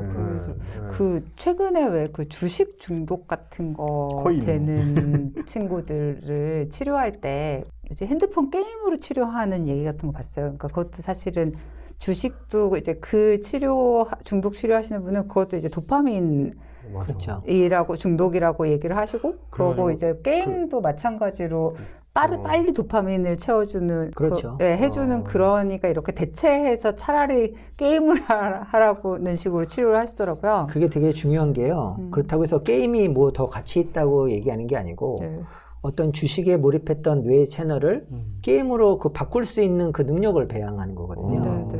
그러니까 그게 한번 성공하면은 그 다음부터는 더 자유롭게 바꿀 수가 있게 되죠. 예, 저 같은 경우에는 다육이를 추천드립니다. 아, 네네. 아, 주식 대신에? 주식 대신에 다육이에 투자를 해서 아, 그 도파민은 예를 들어서 도박을 하거나 주식을 하거나 다육이를 키우면서 그 생성된 도파민은 다 똑같은 도파민인 건가요? 그렇죠. 그 다육이 도파민이라는 게 따로 있지는 않겠지 설마. 아니 그렇게 되지만 양이라든지 어떤 뭐 그렇게 해서 뭔가를 뭐 가지거나 달성함으로써 도파민이 나오면 그거 자체가 나에게 보상이 되기 때문에 그렇죠. 그 행동이 강화되는. 그렇습니다. 그러니까 도파민은 성공한 시나리오를 기억하게 하는 역할을 합니다. 예, 그래서 그게 한번 강력하게 강화가 되게 되면은 좀 실패를 하더라도 그때 그 기억으로 계속 그걸 반복을 하게 하거든요. 예, 그래서 그게 무섭다. 예, 목표가 중요합니다. 목표가 중요한데 그렇지 않으면은 그 신경회로에 의해서 가치 없는 일에 계속 몰입을 하게 되는 거죠. 그래서 이 책에도 이제 목표 지향이라는 말이 나오는데. 맞습니다. 그래서 그 애들 핸드폰 많이 볼 때 너 이거 공부 다 하면 이거 핸드폰 할 수 있게 해줄게라는 식으로 보상으로 제시하면 안 된다고 하더라고요. 맞습니다. 그래서 일정한 시간에 이렇게 해주게 되면 중독이 더 잘 되죠. 네. 그게 이제 그러니까 예를 들어서 다육이를 키워서 받는 보상은 되게 길잖아요. 예를 들어 내가 이걸 갖다가 일주일 내내 공을 들여서 네. 피우는 뭔가에 대한 보상인데 핸드폰 게임의 보상은 5분, 10분 단위로 계속해서 주어지니까 네. 이 도파민 다이어트라는 얘기 요새 하면서 그러니까 이 중독이 지금 다른 모든 도파민을 다 쳐내고 있는 상황이라고 하는 얘기 들었었어요. 네, 그래서 어쨌거나 도파민을 없앨 수도 없고요. 네네. 이 본능 신호를 없애거나 억제할 수 없습니다. 네, 그래서 저희들이 그 채널을 적절하게 잘 활용하는 방법을 배워야 된다는 게 제가 말씀드리고 싶은 요지고요. 네네. 그럼 채널을 어떻게 바꿔야 되냐? 현재 자신이 어떤 신호에 몰입하고 있다는 사실을 본인이 잘 음미를 해야 됩니다. 그 모든 과정들을. 그 예를 들면 저는 어렸을 때 이렇게 보풀하기를 떼는 습관이 있었어요. 네. 그걸 떼면 되게 기분이 재밌잖아요. 착해지고 네. 막 이렇게 떼는 거죠. 그런데 저는 모르고 있었는데 어머님이 야단을 친 게 아니고 너 지금 이렇게 보풀하기를 떼고 있다 하시면서 털옷을 잔뜩 갖다 주셨어요. 이거 떼라고. 그러니까 그걸 하면서 내 자신의 그런 상황을 제가 스스로 이렇게 보게 되면서 점점 이제 내려놓게 된 거죠. 맞아. 사실 도파민 관련돼서 가장 불필요하고 가장 피해야 될 것은 마약인데 네. 마약과 알코올 같은 거잖아요. 그 약물 섭취. 최근에 사석에서 어떤 분께서 그 연애 처음 시작할 때 그 기분을 계속 나게 해주는 약이 없냐고 그 도파민은 말씀하시니까 이제 어느 분이 아니 그게 마약이야 이러면서 마약입니다. 네. 사실은 마약 중독에서 혹은 뭐 알코올 중독에서 벗어나기 위한 뭐 그 AA 같은 데들 있잖아요, 미국에. 그 알코올릭 어노니머스 이런 것들. 그런데 보면은 일단 가장 먼저 하는 것이 내가 중독자라는 걸 이제 받아들이는 거, 맞습니다. 객관적으로. 그런 다음에 내가 가지고 있는 그 중독은 완전히 없앨 수는 없기 때문에 그 중독 성향들을 건강한 쪽으로 정말 좀 바꾸는 그런 거잖아요. 네. 그런 식으로 우리나라에는 뭐 마약 중독자가 그렇게 미국처럼 많거나 하진 않겠지만 사실은 그런 쪽의 관점에서도 이 책에서 이제 얘기하고 있는 부분이나 방금 말씀하신 부분이나 또 목표 지향이라든가 그리고 또 쾌감을 도파민을 이제 분비한다는 건 결국 쾌감을 얻는다는 거니까 그건 이제 어떤 건강한 방향으로 바꿔서 내게 지속 가능한 그런 것들을 만들어내는 게 되게 숙제인 것 같아요. 와, 이게 삶의 지혜네요. 제 경우는 기타가 그런 거죠, 저한테는. 기타가 뭐 결과가 뭐가 될 걸 떠나서 기타를 치면 일단 물론 기분이 안 좋아질 때도 많습니다. 왜 이렇게 안 되나? 난 평생을 했는데 이게 아직도 안 되냐? 뭐 이런 열받을 때도 많지만 네. 그런 부분들을 잠깐 잊고 이제 연주하는 것 자체에 좀 몰입을 하게 되면 기쁨이 있거든요. 내가 이런 걸 만들어낼 수 있고 이런 것이 내 손에서 나오고 내 스스로가 이 소리들에 내 기쁨을 느끼는구나 이런 게 있기 때문에 저한테는 사실 스트레스 매니지먼트라는 측면에서도 되게 도움이 많이 돼요. 그리고 주변 사람들이 또 긍정적인 피드백을 주잖아요. 그렇죠. 듣는 사람들이 듣고. 주죠 그런 거를. 좀 치니까 이제 옛날에 같으면 처음에 고등학교 때는 어머니 아버지가 도망갔어요. 메탈 친다고 시끄럽게 막 치지도 못하면서 막 쿵쿵거려가지고. 네. 제가 바이올린 처음 배울 때 아빠가 쟤는 바이올린을 배운다더니 고양이를 시키냐라고. 아니, 근데 바이올린은 특이에는 어쩔 수 없는 부분이야. 그거 땡땡이 그러니까, 소리는 근데 넘어갈 수 없는 부분인데 그걸 이제 이해를 해줘야 되는데 교수님은 또 최근에 이게 어느 정도 최근인지 모르겠지만 근긴장 이상증이라는 거 이런 신약 개발을 아무튼 되게 많이 하세요 보면 옛날부터. 예, 올해 그 2월에 논문이 나왔고요. 네네. 예, 그 약물은 근긴장 이상증이라고 그래서 근육이 계속 이렇게 통증을 일으키고 이렇게 수축돼가지고 예. 몸이 뒤틀리는 그런 질환이고요. 몸이 뒤틀리는 정도로. 예, 그래서 제기량 50견 이런 건 그거 아닌 거죠. 오십견은 여기 근육에 일시적으로 오고 풀면 풀어지는데 네, 뇌에서 신호를 보내가지고 계속 근육이 뒤틀려 있는 아. 예, 그런 거를 근긴장 이상증이라고 하고요. 네. 예, 저희들이 이제 연구를 해보니까 그게 이제 세로토닌과 연관이 있어서 세로토닌과. 예, 그 세로토닌 수용체 억제제 중에 하나가 근긴장 이상증을 치료하는 효과가 있었어요. 네. 그래서 그 쥐에서는 굉장히 효과가 있었는데 네. 이제 사람한테서 효과가 있는지 보려고 이거를 이제 미국에서 이제 임상 연구를 준비하고 있습니다. 네. 저는 세로토닌 관련돼서 참 궁금증이 많은데요. 세로토닌 재흡수 억제와 세로토닌 재흡수 촉진이 둘 다 항우울제로 쓰이더라고요. 도대체 세로토닌은 정확하게 무엇을 하는 곳입니까? 아, 그거 되게 중요한 질문입니다. 네, 그 네. 세로토닌 수용체가 수십 가지가 있어서요. 네. 그러니까 세로토닌은 하나지만 그 어떤 수용체가 자극이 되느냐에 따라서 기능이 다 다릅니다. 아. 네. 그래서 그 우울증 치료제 중에 SSRI라고 네네. 세로토닌 항진제가 있죠. 네네.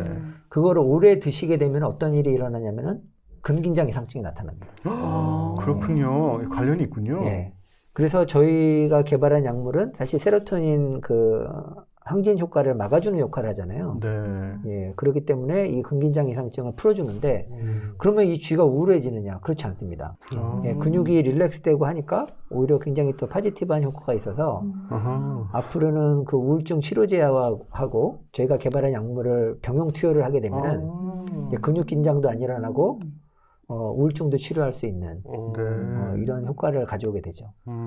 사실 근긴장이라는 게 물론 이런 병적인 상태도 있지만은 왜 사람이 정말 정신적으로 긴장하고 있고 스트레스를 받으면 몸도 굳어지잖아요. 맞습니다. 그런 것하고도 사실 이게 세로토닌하고 미묘하게 관련이 있나 보네요. 그럼요. 기타 연주도 이게 무대에 올라가면 또 이게 또 잘 안 되는 안 경우가 되죠. 있잖아요. 네. 또 유명한 선수들 중에 메이저리그의 본선에만 올라가면 또 맞아. 공을 잘 못 네, 던지는 네. 선수들이 네, 있어요. 그렇죠. 예, 그게 근긴장 이상증이고요. 저희 약물이 그걸 치료할 수 있을 거라고 생각이 듭니다. 그럼 무대 공포증을 치료할 수 있단 말인가요? 어느 정도? 무대 긴장증을 치료할 수 있지 않을까 이런 생각을 하고 있고요. 금지 약물이 되거나. 사실 많은 현대인들이 네. 스트레스를 받아서 이제 긴장된 상태로 맞아요. 살고 있어요. 네. 네, 그렇죠. 근데 그래서 저희가 발견한 거는 기본적으로 스트레스를 받았을 때 근육을 긴장시키는 신경회로를 찾은 겁니다. 네. 이런 걸 가지고 약을 만들면은 그 약을 먹으면 이제 그런 거 아니에요? 아니 그렇게 무대 올라갈 때마다 긴장하지 말고 남자가 말이야 이러는 게 아무런 도움이 안 된다는 거잖아요. 그렇죠. 이게 그냥 뇌에서 네. 그렇게 하는 거기 때문에. 차라리 약을 먹으면서 네. 약을 주면서 이걸 먹어라. 네. 그게 나을 수도 그게 있다. 또 무의식의 영역이기 때문에 신경회로가 그러니까 우리가 원한다고 되는 게 아니고 그쵸. 지금 말씀하신 대로 그거를 또 잘하려고 그러면 더 긴장하고 네. 맞아요. 옆에서 막 너 똑바로 안 할래 막. 이번 무대에 네 남은 인생이 모두 달렸어. 막 이러면서. 이게 운동도 그렇겠지만 악기에서도 그 오버 프랙티스라는 상황이 있는데 제가 정말 진짜 노골적으로 겪은 경우가 한 번 있어요. 제가 영국에서 이제 음대 다닐 때 그 시험이 그 학기의 마지막 시험인데 어마어마하게 어려운 곡이었어요. 그게 그 프랭크 자파 곡인데 프랭크 자파 곡들은 좀 난곡으로 유명한 것들이 많지만 그것도 기타로 쳐야 되는데 키보드 연주를 기타로 치라고 하는 거라 운지가 정말 안 나옵니다. 아예. 아예 안 나오는 상황인데 근데 그때 되게 진지하게 학교를 다니고 있었기 때문에 이제 그거를 제대로 정말 악보 그대로 쳐보려고 진짜 밤새도록 연습을 한 거예요. 밤새도록 아침 9시 시험인데 이제 계속 밤새도록 조금 안 된다. 아직도 안 된다. 완벽하게 하려고 했는데 아침 7시가 되기 시작하자 점점 망가지기 시작하는 거예요. 오히려 더 안 되고 손은 더 굳고 점점 안 되는 거야. 점점. 그럴 때 항상 자고 일어나야 되는데. 늦었지 이미 시간이. 네. 9시 시험을 쳐야 되니까 네. 잘 수는 없고 그러니까 완전히 멘탈이 망가졌어요. 멘탈도 망가지고 손도 안 돌아가고 그래가지고 그냥 그 학교 다닐 때 내가 유일하게 그때가 시험 안 친 시험이거든. 그 시험이 도저히 못 가는 상태가 된 거지 저는. 네. 아예 하나도 못 치게 돼버렸어. 그걸 보면서 인간의 심리란 건 뭐 심리는 아닌지 모르겠지만 정말 이상하구나 생각을 했거든요. 그런 것과도 관련이 있을까요? 이 경우랑? 예, 그래서 저도 이 신경회로가 뇌에 왜 있을까 그러면 긴장해서 우리가 좋을 게 없는데 그러니까요. 스트레스를 받을 때 왜 근육을 긴장해야 되는가 이렇게 생각을 해보니까 사실은 이게 그 뭔가 스트레스를 받는다는 건 내가 도망가거나 싸워야 될 상황이잖아요. 네. 그렇죠. 그러면 이제 근육이 좀 어느 정도 긴장이 돼 있어야 힘을 발휘할 수 있잖아요. 네. 예, 그래서 사실은 이게 어떤 위기 상황에서 내가 탈출하기 위한 근육을 이렇게 그 시동을 거는 이제 네. 그런 역할이 아닌가 생각을 해보고요. 그러니까 오히려 약간 힘을 빼고 해야 되는 운동이나 뭐 연주나 이런 데에서는 오히려 악영향을 방해가 주지만 되지만 그렇죠. 싸우거나 뭐 달리거나 할 네. 갑자기 근육을 폭발적으로 써야 이렇게 될 수축시켜서 때는. 해야 될 때는 네. 또 도움이 되지 않는가 그렇게 생각을 하고 네. 있습니다. 네. 그럼 우리가 왜 명상이라든가 혹은 뭐 이런 걸로 뭐 신비주의적인 게 아닌 관점에서 이제 몸에 힘을 빼고 되게 릴렉스하고 그런 걸 강조를 하는 경우가 많잖아요. 그런 것들이 그럼 역으로 세로토닌 분비라든가 기타 등 뇌 신경전달 물질 관련돼서 도움을 줄 수도 있을까요?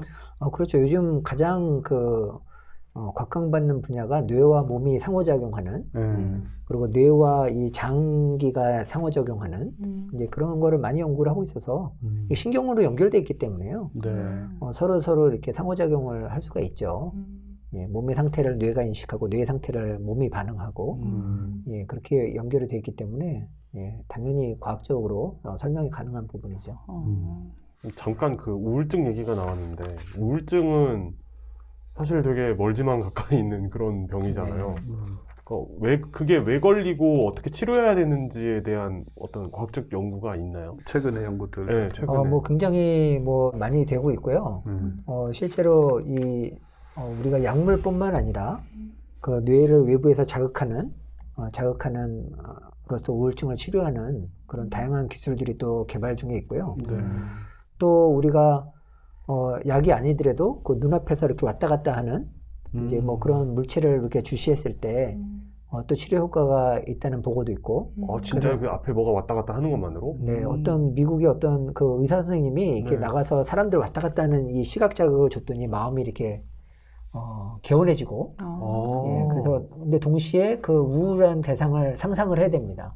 그걸 EMDR이라는 기술인데 뭔가 이렇게 왔다 갔다 하는 것들을 보면서 자극을 보면서 그 나쁜 것을 상상하면 치료가 있다고 하긴 하는데요. 아직도 약간 논란은 있습니다. 근데 우리가 정확하게 뇌에서 그런 우울증의 기전이 많이 밝혀지고 있어서 이제는 적극적으로 그 신경회로를 바꿔서 기분을 전환하는 이제 그런 기술들도 많이 개발이 되고 있죠. 예. 우리 왜 보면 강력한 신념 이런 거 있지 않습니까? 예를 들어서 뭐 히틀러가 가지고 있던 생각이라든가 혹은 뭐 종교적인 관점이라든가 막 굉장히 극단적인 혹은 뭐 IS라든가 뭐 천황을 위해 옥죄하고 뭐 그런 거 여러 가지 네. 그렇게 굉장히 강력한 신념 같은 걸 보면 매우 비합리적인 사고로 보이지만 본인들은 굉장히 강력하게 자기네들의 이성의 작용이라고 생각을 한단 말이거든요. 저는 그런 게 때로는 궁금해요. 이 사람들이 자기의 그런 부분들을 합리화하는 그런 기저에는 어떤 것들이 작용을 하고 있을까? 그러니까 어떤 세계관이라든지 종교라든지 거기서 굉장히 중요한 부분이 아까도 제가 말씀드렸다시피 그 뇌가 만들어낸 그런 나름대로 세계가 있고 네. 그 너머에 진실의 세계가 있잖아요. 네. 근데 이런 세계관이나 철학이 사실은 이 뇌가 만들어낸 세상이 부정확하고 불확실하고 그래서 그 너머에 있는 진실을 추구하는 방향으로 나가야 되는데 사실은 우리가 만들어낸 그 세상에 갇혀서 자기만의 논리를 주장한다고 그러면은 사실은 그게 여러 사람들한테 피해도 주고 자신한테도 결국에 피해를 주는 거죠. 그래서 제가 생각할 때는 그 뇌가 만들어낸 세계관이나 그런 신념을 우리가 바라볼 때 그거에 만족하지 말고 그 너머에 있는 진실이라든지 새로운 세계에 대해서 호기심을 갖는 게 중요하다고 생각이 듭니다. 그거 자체가 나쁘다고 그래서 그러면 신념이나 이런 것들을 중요하지 않다고 얘기를 하게 되면은 또 뇌 안에 갇히는 거가 되잖아요. 예, 그래서 우리가 알고 있는 지식을 다 합쳐도 USB 몇 개밖에 안 된다고 합니다. 근데 반면 이 세상에 현재 알려진 지식만 해도 250엑사바이트 정도 된다고 그러는데 그게 어느 정도냐면은 그 미국 대륙과 아시아 대륙을 책으로 5층으로 덮을 수 있는 양이에요. 그러니까 우리가 도저히 알 수가 없어요. 우리가 아는 거는 세상의 지식에 비하면 거의 제로에 가깝습니다. 예, 그렇기 때문에 우리가 뭔가를 알고 신념을 갖는 건 중요한데 그보다 더 큰 넓은 세계가 있고 또 넓은 존재가 있다는 거를 깨닫는 게 더 중요하죠. 겸손하게 만들죠. 그런 생각들이. 그리고 어떤 생각을 할 때 나는 왜 이렇게 생각하고 있을까를 생각해 보는 것 같은 것도 중요한 맞습니다. 것 같아요. 네. 그런 식으로 뭐 의심이 됐든 뭐가 됐든 간에 예를 들어서 특별히 애착을 가지고 있는 게 있다든가 특별히 미워하는 게 있다든가 뭐 극단적으로는 그런 것부터 시작해서 특별히 관심을 가지고 있는 게 있다면 왜 나는 여기에 관심이 있을까 굳이 왜 나는 이런 것을 특히 싫어할까 맞습니다. 그래서 그런 생각들이 저 공부에도 적용할 수가 있는데 우리 네. 학생들 책을 보면 이제 줄을 긋잖아요. 네. 가만히 보면 아는 거는 줄을 그어놓고 모르는 거는 넘어가요. 아, 너무 맞아요. 예, 그래서 아, 책을 맞아요. 읽고 나면은 아는 거는 알고 모르는 거 여전히 몰라요. 맞아, 그런데요, 맞아. 예, 그래서 저는 줄 긋지 말라고 얘기를 하고요, 학생들한테. 네. 굳이 줄을 줬으면 줄 안 친 부분을 좀 더 깊숙이 봐라. 아, 예, 그렇게 얘기를 하거든요. 네. 예, 그래서 우리가 공장님도 얘기하셨잖아요. 우리가 아는 걸 아는다고 하고 모르는 걸 모른다고 하고 하는 게 진정한 알미라고 그랬는데 정말 우리가 모르는 거를 공부를 해야지 효과가 있는 거죠. 맞아, 맞아. 예. 그러게요. 그 오답 노트 이런 식으로 네. 오답 노트 개념이 생긴 것도 그렇게 오래되진 않았잖아요. 그죠? 그렇습니까? 네. 진짜? 그렇죠. 옛날에는 그러니까 오답 노트라는 개념이 구체적으로 생긴 건 그렇게 오래되지 않아요. 전 태어날 때부터 있었던 것 같은데. 뭐 이렇게 젊다고 주장하는 거예요? 뭐 아니 진짜로. 아니 옛날에도 그러니까 이게 뭐냐면 개념이라고 내가 얘기하는 거는 네. 공식화되는 거죠. 그러니까 옛날에는 틀린 거 다시 봐라 이런 식으로 얘기는 했겠지. 틀린 거 확인해라 이렇게 얘기는 했지만은 오답 노트라고 해서 정말 틀린 것들을 쫙 정리를 해가지고 완전히 노트화하고 그것들을 체계적으로 다시 들여다보는 이런 개념은 그렇게 어렸을 땐 있었던 것 같지 않거든요. 그러니까 자기가 뭘 모른다는 거를 깨닫게 해주는 건데요. 그러니까요. 예, 그래서 그게 중요하고 또 한 가지는 이제 목표가 여전히 중요하다는 게 공부의 목표가 지금 여러 가지 공교육에서는 성적을 잘 받는 목표에 이제 메모리 돼 있는데 네. 이제 그 너머에 정말 자신만의 목표를 가지고 공부할 수 있었으면 좋겠어요, 학생들이. 그러게요. 이 세상에 너무 재밌는 게 많잖아요. 다육이를 포함해서. 맞아요. 너무 재밌는 게 많은데 뭐 UFO 사냥 이런 거. 그러니까요. 네. 그러니까 그거를 승화시키면 UFO를 통해서 천체 물리를 공부할 수도 있고 그럴 수 있죠, 뭐든지. 예, 지구의 모든 문제들을 공부할 수 있는 에너지로 이렇게 할 수 있는데 예, 그런 게 좀 안타깝죠. 네. 저도 UFO랑 무슨 음모론 이런 거에 처음 이제 초등학교 때 매우 어리게 매우 위험할 정도로 빠져들었었는데 결과적으로는 그걸 통해서 뭐 다른 쪽에 관심이 가고 뭐 거기에만 매몰되지는 않았으니까요. 그러니까 그런 경우들이 뭐 좀 극단적인 얘기지만 그런 경우들 그런 기회들은 얼마든지 누구나 있을 수 있는 거기 때문에 그런 식으로 우리가 가지고 있는 생각이나 이런 것들을 잘 조정해 나가면 말씀하신 대로 도파민을 얻어도 건설적으로 얻고 와. 지속 가능하게 얻고 네. 제가, 그래서, 제가 요즘 좀 그 육아에 관심이 많지 않습니까? 애를 어떻게 키워야 되나? 근데 그런 경우 많아요. 이게 애가 뭘 막 좋아하면, 야, 너 그 쓸쓸한 분 가지 말고 공부해라. 라고 해가지고 공부를 하고 있다가 이거 다 마치면 이거 스마트폰 보게 해줄게. 이런 식으로 가는 경우가 되게 많거든요. 그래서 그 에너지를 차단한 다음에 그 보상으로 스마트폰을 주는 거잖아요. 그러니까 이게 애를 잘 되게 하기 위해서 하는 훈육인데 사실 정말 그 반대 방향으로 가는 뇌과학적으로 반대 방향으로 행동을 유도한다는 생각이 드네요. 맞습니다. 그리고 자녀를 야단치는 것도 그런 딜레마가 있어요. 야단을 치면 사실 그 행동을 안 해야 되는데 그 행동을 안 하는 걸 학습하는 게 아니라 부모가 야단칠 때는 내가 어떻게 반응해야 되는가를 학습을 하거든요. 맞아. 아, 여기서는 내내 하니까 네. 부모님 반응이 바뀌었다. 네. 그걸 벗어나려는 걸로 학습이 되기 때문에 맞아요. 네. 예, 근본적으로 바뀌기 어렵고요. 아, 이걸 여기다 숨기니까 들키는구나. 저런 곳에 이르기까지. 맞아. 아, 그래서 그런 얘기 해요. 그러니까 애가 뭐 잘못했을 때, 그러니까 감정적으로 대하지 말고, 애를 감정적으로 대하지 말고, 네가 무슨 행동하고 있다는 걸 알려주는 것만 해도 된대요. 근데 그 말씀이 되게 연결이 된다는 느낌이 들어요. 예, 그게 핵심입니다. 예. 네가 뭘 하는지 알아라. 네. 그래서 자꾸만 부모님들이 자녀한테 굉장히 높은 차원의 그런 생각이나 가치를 자꾸만 요구를 하잖아요. 야, 근데- 네가 여기서 공부 안 하는 말이야. 예, 근데 미래 우리 이야기. 뇌를 제가 연구를 이렇게 해보니까 길게 연구는 안 했지만 20년 연구해보니까 그 높은 가치라는 게 많이 없어요.